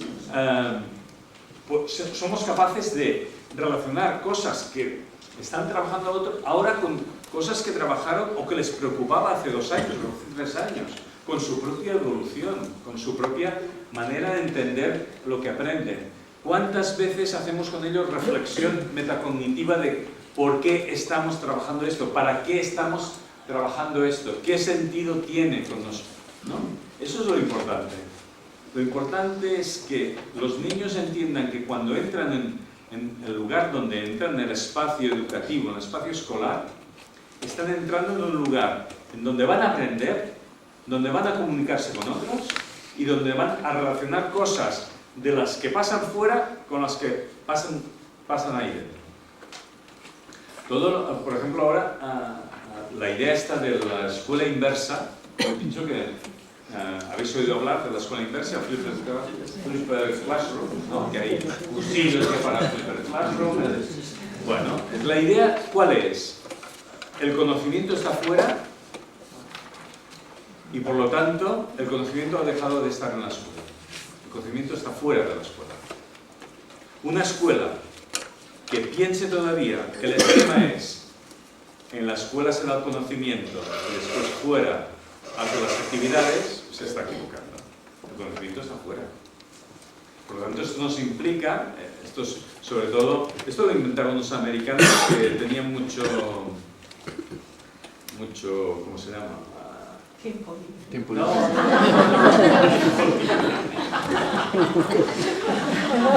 Tiempo libre para aburrirse, para mirar el mar. No. Tenían muchos alumnos que no asistían. ¿Cómo se llama? Absentismo. Y se inventaron la idea de que grababan vídeos, se los daban a ellos, los veían en su casa y después en la clase hacían actividades. Pero tenían que, los contenidos los daban fuera, ¿no? Pero esta idea es una idea muy potente, ¿no? La idea de, afuera está el conocimiento. Pues vamos a ver, ¿dónde está el conocimiento? Busca el conocimiento ahí, tráelo a la escuela. Y en la escuela lo vamos a trabajar, ¿no? Lo contrario de lo que hacíamos antes. damos el conocimiento y 7 problemas para casa, ¿no? Las actividades en casa, que las hagan los padres y que se enfaden con los niños haciéndolas, ¿no? Cambiamos, claro, eso tiene relación con esta idea de que en el mundo en el que vivimos el aprendizaje funciona de manera diferente. Los niños saben latín, nosotros no. No solamente en temas tecnológicos. Y lo que saben puede ser incorrecto, puede ser todo lo que queráis, pero saben cosas, saben muchas cosas, tienen opinión de todo, si no preguntarles cualquier cosa. Es igual que sea el Big Bang, como que sean los elefantes, como sea lo que sea, o Trump. Exacto. ¿Qué función debe, en esta sociedad en que el conocimiento está fuera, qué función le podemos dar a la escuela y cómo debemos organizar el aula? Sino como un espacio donde ellos puedan aportar este conocimiento que saben y, en todo caso, a través de la comunicación y del diálogo, ponerlo en duda, completarlo. El papel nuestro es ayudarles a orientarse en esta selva informativa, ¿no? De informaciones, ¿no? En ese sentido los proyectos cambian. Claro. Los proyectos no pueden pensarse como los grandes temas del currículum que ahora los trabajamos como proyectos. Eso se llamaba centros de interés y ya lo dejamos, hicimos hace muchos años, ¿no? No es eso. Entonces, trabajar con la idea de transformar el aula como si fuera un proyecto. El aula como proyecto, en donde tienen cabida diferentes momentos, tienen cabida aprendizajes concretos. Si yo les tengo que explicar cómo funciona crear una carpeta y grabar un archivo, se lo tengo que explicar, lo tengo que enseñar, y ellos lo tienen que aprender, y eso es una cosa concreta. Y otra cosa es que nos planteemos qué pasa, qué problemas sociales hay en el mundo y cómo podemos investigar lo que opinan los padres sobre la alimentación. Son cosas diferentes. Y en el aula debe caber todo. Siempre con este punto de interrogación, siempre con este punto en que encuentren sentido, siempre con este punto de tender este puente entre lo que ellos quieren aprender, lo que ellos saben y lo que yo creo que deben saber. Porque yo también como profesional tengo la obligación de saber cómo tengo que orientar a mis alumnos. Yo no soy uno más, por eso os decía, la relación en el aula es asimétrica, no es simétrica. Y ahí hay una necesidad y hay una responsabilidad que tenemos como profesionales de intentar orientándonos en este mundo del conocimiento tan incierto, ¿no? Intentando seleccionar aquellos aprendizajes que para nosotros son más importantes y que seguramente pasan por este tipo de aprendizajes transversales ligados más a las habilidades, a los procedimientos, a capacidad de autonomía, la autonomía suya en el aprendizaje, a la responsabilidad, a la actitud delante del aprendizaje, a explotar su curiosidad. Pasa más por ahí que por otra parte. Yo siempre al principio me acuerdo que cuando no teníamos todavía el proyecto, a los padres siempre les daba un mensaje de decir, lo más importante, lo que va a dar éxito a la escuela es una sola cosa, que cuando acaben la primaria continúen teniendo ganas de aprender. Esa es la evaluación más importante.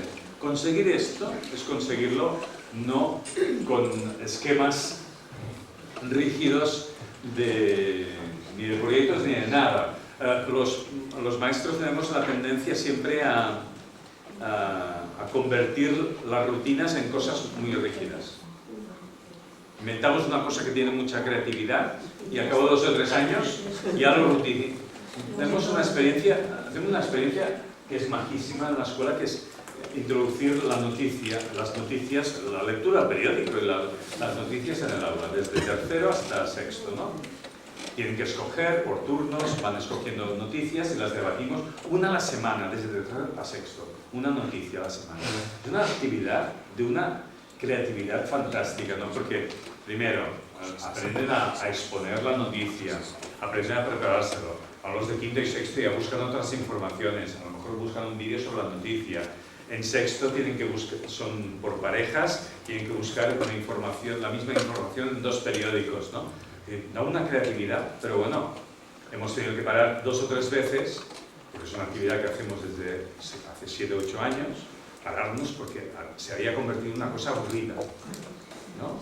Y ni los niños lo disfrutaban, ¿no? Tienes que pensar continuamente cómo lo vas, ¿no? Porque después quieres sistematizarlo todo. Ahora tienen que hacer una ficha para comparar. Uno tiene este titular, el otro, pues ya lo has visto, que tiene una ficha, ¿no? Este está en la página 33 y el otro. Pues esta ficha la tiramos. Vamos a ver qué es lo importante, ¿no? Porque los maestros también, y con los proyectos ha pasado muchas veces esto, ¿no? Que los hemos cuadriculado y ahí no cabe la creatividad, ¿no? Trabajar en esta línea, a mí me ha gustado, bueno, Montse Ventura fue la que, con Fernando Hernández, son los que primero teorizaron sobre la idea de proyectos de trabajo. Hace muchos años, una experiencia en una escuela que estaba en Barcelona, que se llamaba Pompeu Fabra, empezaron a elaborar lo que era recogiendo propuestas de Crowley, de Montessori, etc. No se lo inventaron todos ellos, pero empezaron a practicar sobre esto. En las últimas aportaciones que ha hecho, sobre todo Montse Ventura, que estuvo de asesora en nuestra escuela, plantea esta idea más interrelacional de lo que son los proyectos, no tan metodológica, ¿no? Hemos vivido una idea demasiado metodológica de los proyectos y la hemos separado, para mi modo de ver, de esta visión mucho más global, mucho más integral del trabajo en el aula. Y si no, preguntaros lo que os he preguntado antes, ¿no? 5 horas de proyecto a la semana y 20 horas de qué. No sé si te he contestado más o menos. ¿Sí? ¿Más preguntas? Todavía no estoy agotado. Más cosas. ¿No? ¿Sí? Has comentado antes de que tenéis un contrato de cómo orientar con el inglés o cómo unos acuerdos para cómo enfocar el inglés. El acuerdo es, a nivel de escuela, siempre hemos pensado que los niños no aprenderían el inglés con el inglés de la escuela, es un principio fundamental, que además entendíamos que no hacíamos la opción tampoco, no solamente por formación, ¿no? Por ejemplo, yo no sé inglés, es decir, yo no podría dar una clase en inglés, sino también porque no era la opción que nosotros planteábamos, hacer una escuela en la cual la mitad del currículum fuera en inglés. Pensábamos que, aparte del tema de formación, no era nuestro proyecto, que creíamos que debíamos trabajar poniéndole énfasis en otros temas, mucho más, para nosotros, más importantes, y a partir de ahí, y entender que el inglés que se hacía en la escuela era un inglés que debía ser fundamentalmente funcional. Por lo tanto, es prácticamente oral, ¿no? Cosa que produce un efecto cuando pasa a la secundaria, que es la asignatura en la cual se nota más diferencia. Pero de todas maneras la superan, La superan porque tienen otras habilidades, otras competencias, ¿no? Pero el contraste mayor en la secundaria es con el aspecto del inglés, porque en el inglés en la secundaria sí que es muy escrito. Y en cambio nosotros hicimos una opción como escuela de decir, no, fundamentalmente será oral. Desde P4, P3 prácticamente, bueno, cantan alguna canción, pero muy poco, así en inglés, introducen algún inglés con un vídeo, pero en P4 es donde empieza un poco más a partir del juego simbólico, de jugar en inglés, y hacen 1 hora y media a la semana a todos los niveles, ¿no? Pero entendiendo que esta 1 hora y media es de funcional. Tenemos un auxiliar de conversación, tenemos grupos pequeños a partir del segundo, se hace inglés con 12 o 13 personas, la mitad del grupo, durante uno de los 2 días a la semana. Es decir, que intentamos montarlo. Es decir, que el objetivo fundamental es familiarizarse con el inglés y si tienen que aprender alguna cosa, aprender a hablarlo. Cada año hay un proyecto que como tenemos turistas, van a hacer un proyecto con los turistas, les hacen encuestas, hablan con ellos y ya está. Objetivo este.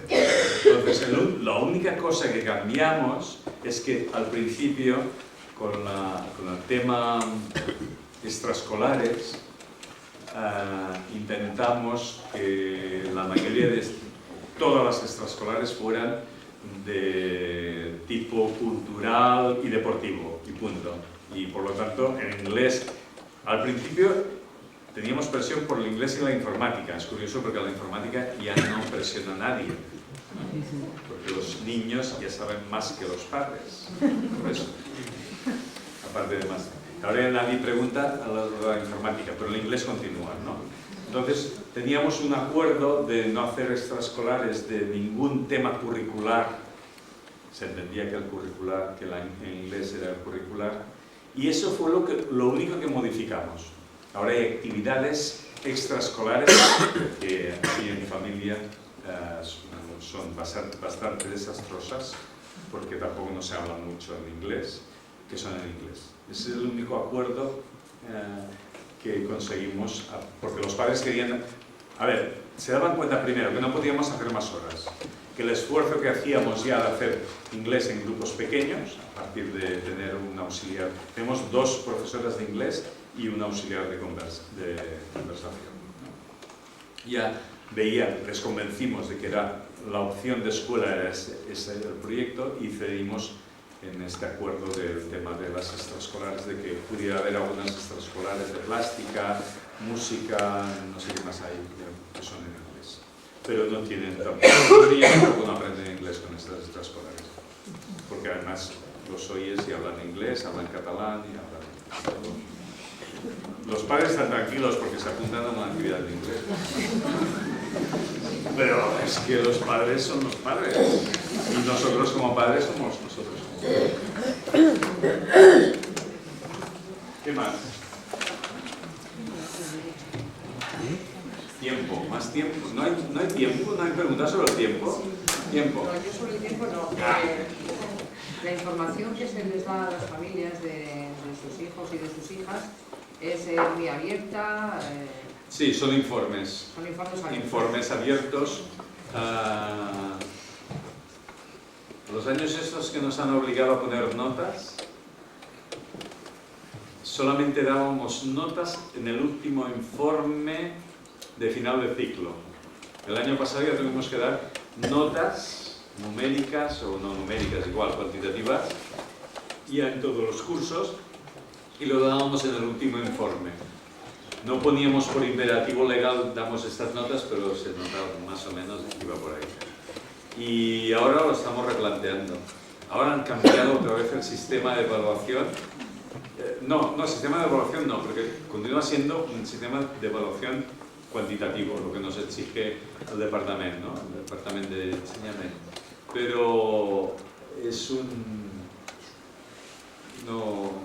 no avanza, es decir, es un mismo mecanismo, ¿no? Y estamos siempre, cada año, con los padres, insistimos mucho en la entrevista, en el tipo de informe, que ahora los estamos revisando otra vez, pero sin informes cualitativos, y en los últimos años lo que hacemos es intentar personalizarlo mucho. También hemos trabajado, pero ahí hay este aspecto lo estamos trabajando todavía, en temas de elaboración, sobre todo con los más mayores, a partir de tercero y de cuarto, quinto y sexto, rúbricas y procesos de autoevaluación. El año pasado, por ejemplo, en quinto y este año en sexto, hacemos 2 informes al año, solo, en finales de enero y en junio. Y esos informes van acompañados también de rúbricas de autoevaluación de los niños. Pero no es un tema que tengamos resuelto. y lo que tenemos resuelto no nos acaba de gustar. Yo tengo una pregunta sobre tiempo. Venga. Yo soy una, Sobre tiempo. muy corta. ¿Durante cuánto tiempo pensaste el título del libro? ¿Durante cuánto tiempo? Elogio de la educación. ¿Durante cuánto tiempo pensaste el título del libro? ¿El título? ¿No? ¿Cuánto tiempo? Prácticamente un año. No lo decidí hasta el final. Sí. La historia, la génesis del libro también fue divertida porque, bueno, una conferencia de una persona que me hace pensar y después una encerrona de dos personas que me dijeron, tienes que... Una conferencia que yo di sobre el tiempo también. Yo había escrito, tengo otro libro sobre el tiempo, de hace 15 años debe ser. Se llama La organización del tiempo y el espacio educativo. Lo escribí con un inspector, amigo mío. Y es un libro que habla de cómo puedes organizarte con el tiempo, ¿no? Es decir, cómo mejorar la organización del tiempo. De todas maneras, en este libro yo escribí más la parte del espacio y mi compañero escribió más la parte del tiempo, ¿no? Y la conclusión que llegué al cabo, después de 7 o 8 años de intentar aplicar cosas que ahí planteaba, es de que continuaba sin tener tiempo, ¿no? Entonces, de ahí me vino la reflexión de decir, bueno, el problema no es organizarse mejor, sino tener otra mirada sobre el tiempo. Es curioso porque es el segundo libro que tienes es la pregunta que respondí en las oposiciones que saqué, la cual creo que sigo intentando responder, a pesar de haber trabajado durante 20 años. Sí, sí. Es que es una pregunta eterna, casi, ¿no? ¿Cuál es la pregunta? Lo de la organización del tiempo en el aula. Vale. Sí, sí. Yo la conclusión que llegué es que nos podemos organizar mejor, pero siempre tenemos los mismos problemas, ¿no? Este año no haremos tantos claustros, haremos más ciclos y tal. No, ahora tenemos que hacer menos ciclos, más claustros. No, que hay alguien que las actas ahora las colgaremos en el Drive y así las podrá consultar. No las consulta nadie, es igual. ¿No? Siempre intentamos aplicar soluciones técnicas a problemas que no son técnicos, ¿no? Las alubias, bueno, las alubias mejor vigilarlas, ¿no? Aunque técnicamente necesiten media hora, lo importante es de vez en cuando mirar, probar, ¿no? ¿Es que sí? Si están en la olla de presión no se pueden probar. Las destapas y dices, oh, me he pasado, ha quedado puré.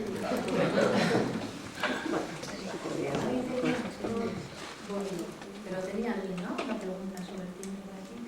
Lo iba a preguntar alguna, pero ya no. Ya la contesto. Vale, entonces, ¿en qué se nota en vuestra escuela que dais tiempo? ¿En qué se nota que respetáis los tiempos de...? Bueno, esto lo he comentado antes. Las personas que nosotros no tenemos la sensación de que tengamos tiempo. No, ¿de qué dais tiempo a los niños? Es decir, que tiene la sensación de que vas todo el día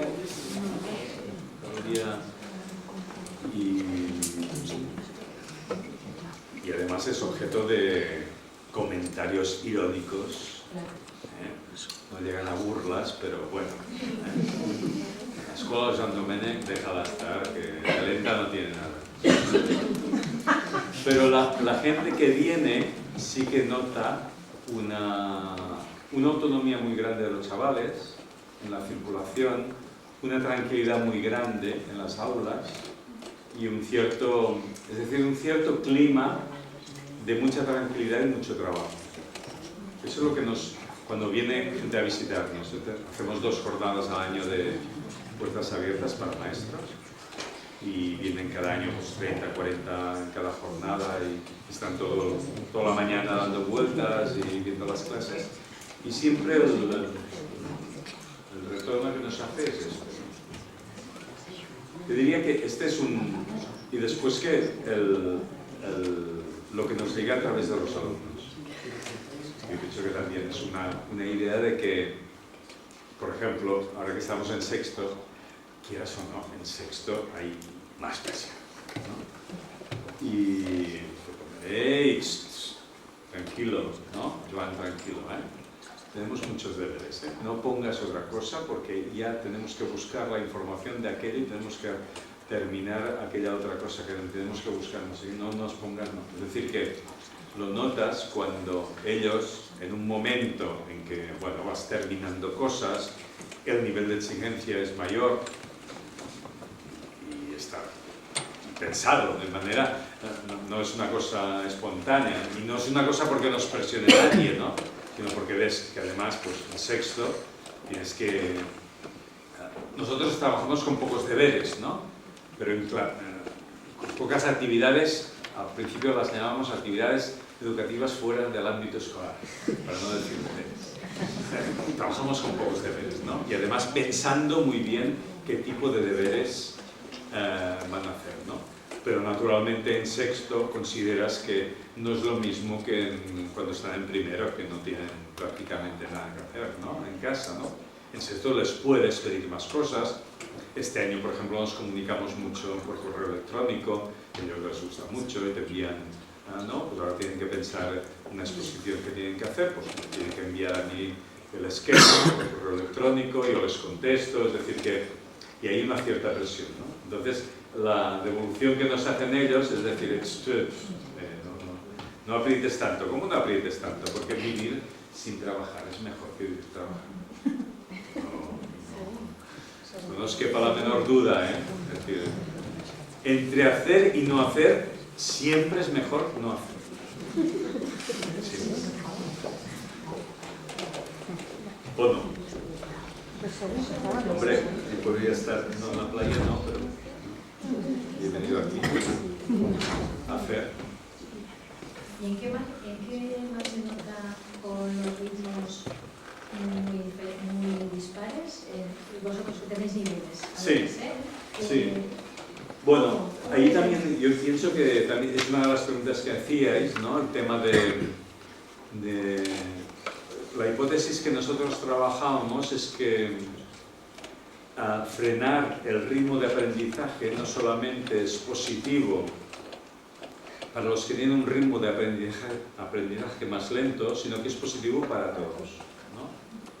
Y yo creo que esto lo tienen muy asumido, ¿no? Es decir, que no hay la sensación de, incluso los que pueden terminar una actividad antes que, ¿no? Lo más clásico, ¿no? Hace una actividad y siempre hay 5 o 6 que lo terminan antes ¿no? Y 5 o 6 siempre en cualquier clase que les cuesta más, ¿no?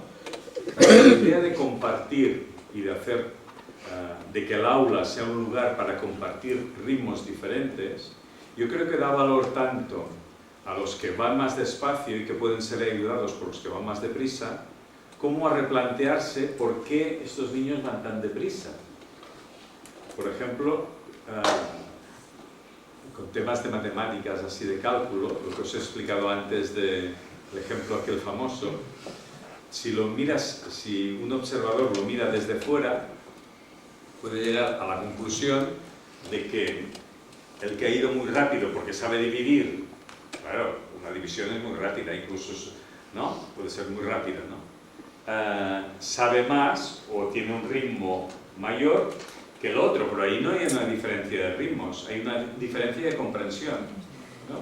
Y en cambio, el que está sumando, la niña que iba sumando 7 más 7 más 14, tuvo que hacer ahí 15 operaciones, no más lenta, ¿no? Entonces, lo que intentamos es que los ritmos de aprendizaje en el aula se vivan de una forma aceptada por todos y además continuamente con mecanismos de autoayuda, de ayuda entre ellos, de coevaluación, de ayuda entre ellos, etc., ¿no? Y sobre todo teniendo en cuenta que muchas veces, cuanto más mayores son los niños, la prisa no es sinónima de profundizar, es todo lo contrario.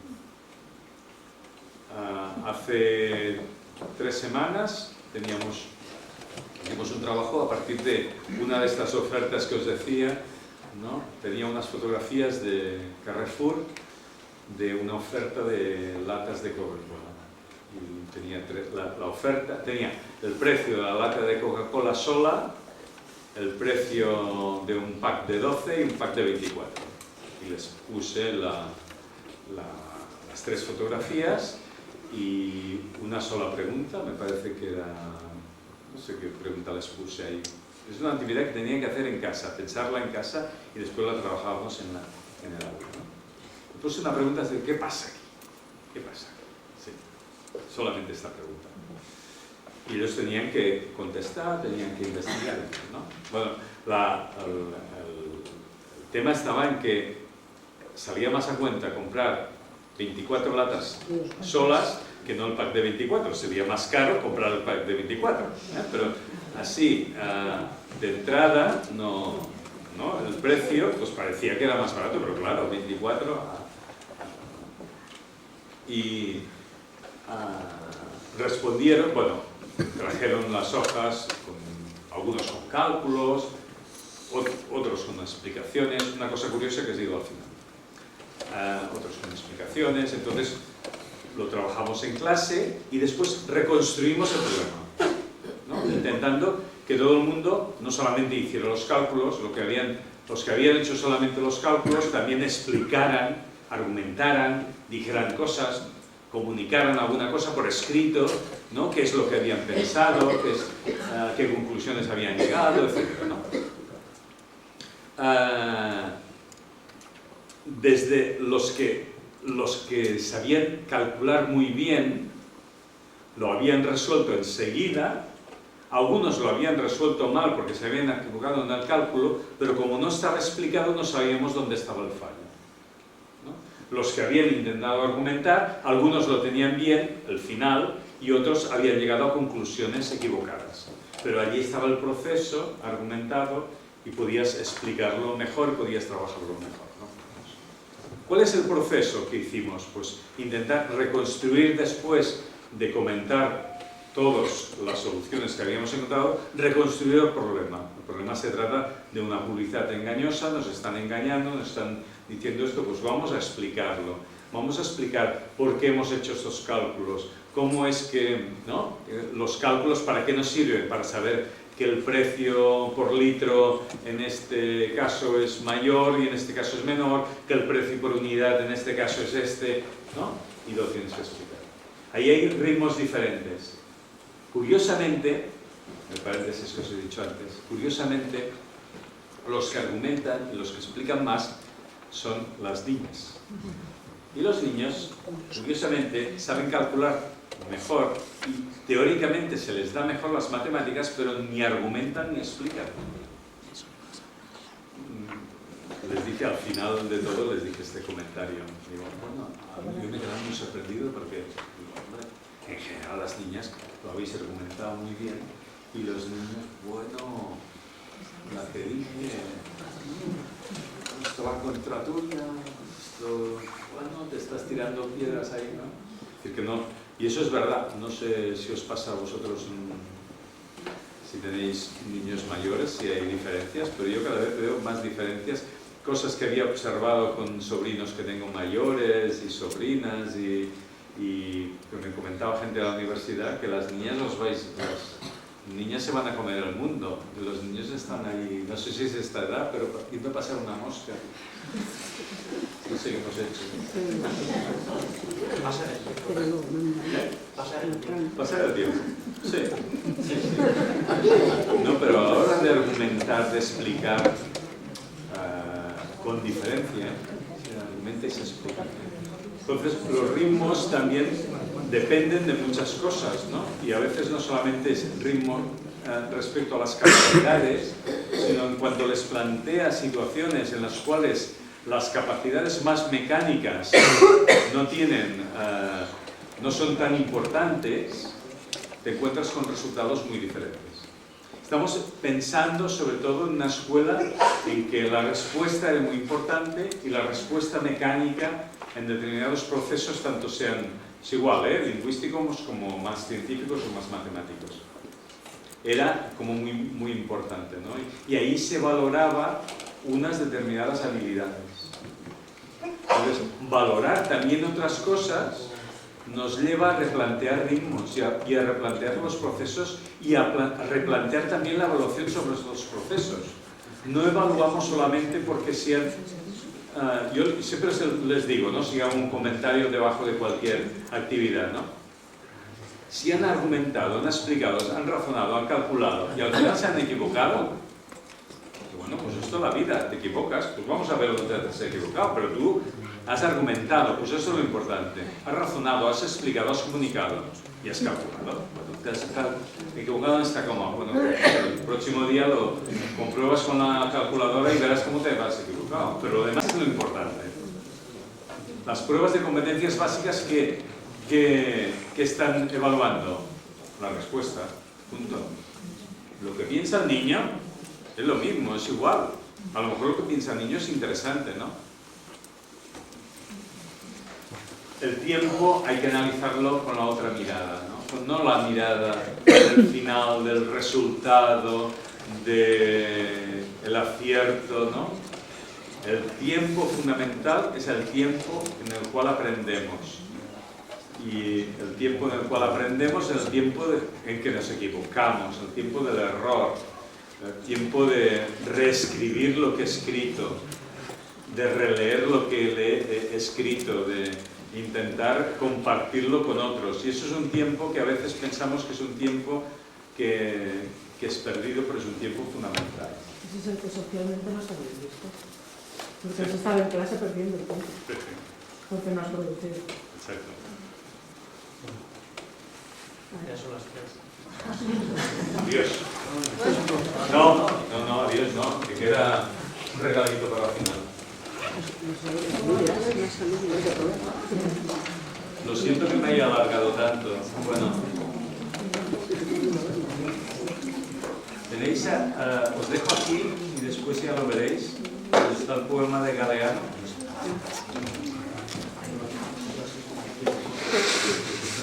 No, pero sí. Bueno, es romántico. No. ¿Se puede escuchar?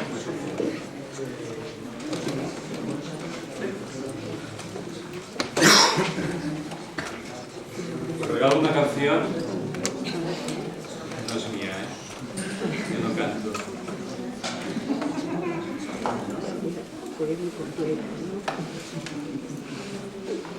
Y os reparto la letra.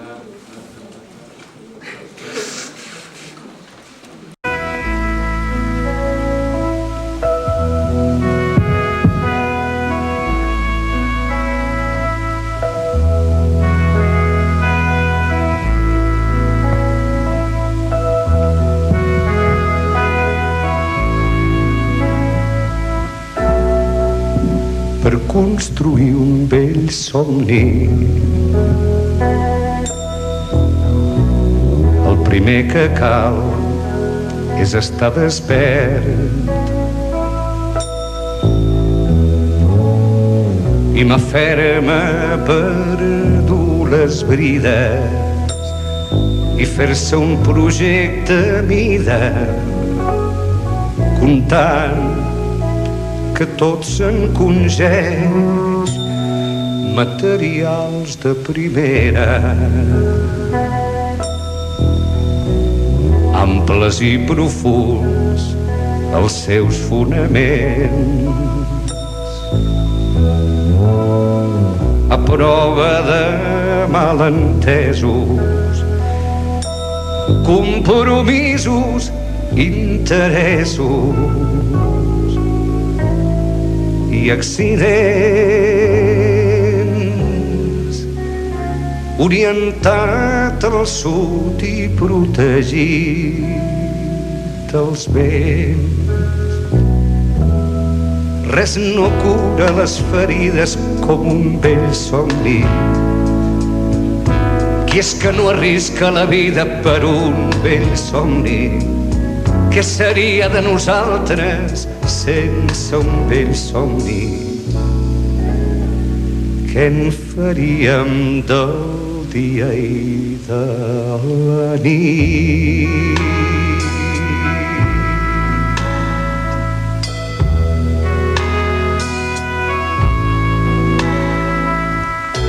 per construir un vell somni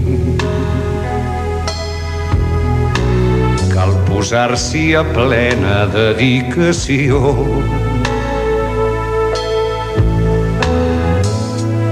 I està pendent a tota hora de si riu, si dorm, si plora, com si es tractés d'un nadó.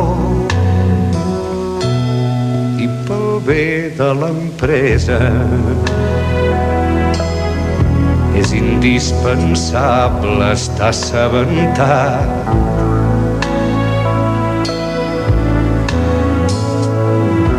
que la fi de la proesa serà una sorpresa el seu resultat, que hi ha un bon tros entre els somnis i la realitat. Res no cura les ferides com un vell somni, i és que no arrisca la vida per un vell somni. Què seria de nosaltres sense un vell somni? Què en faríem del dia i de la nit?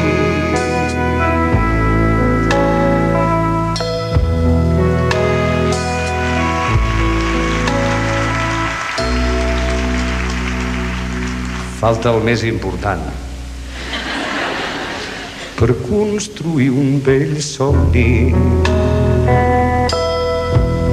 cal, a més, ser prou eixerit. Quan es gira la fortuna per sortir d'entre les runes i fer-ne un altre tot seguit.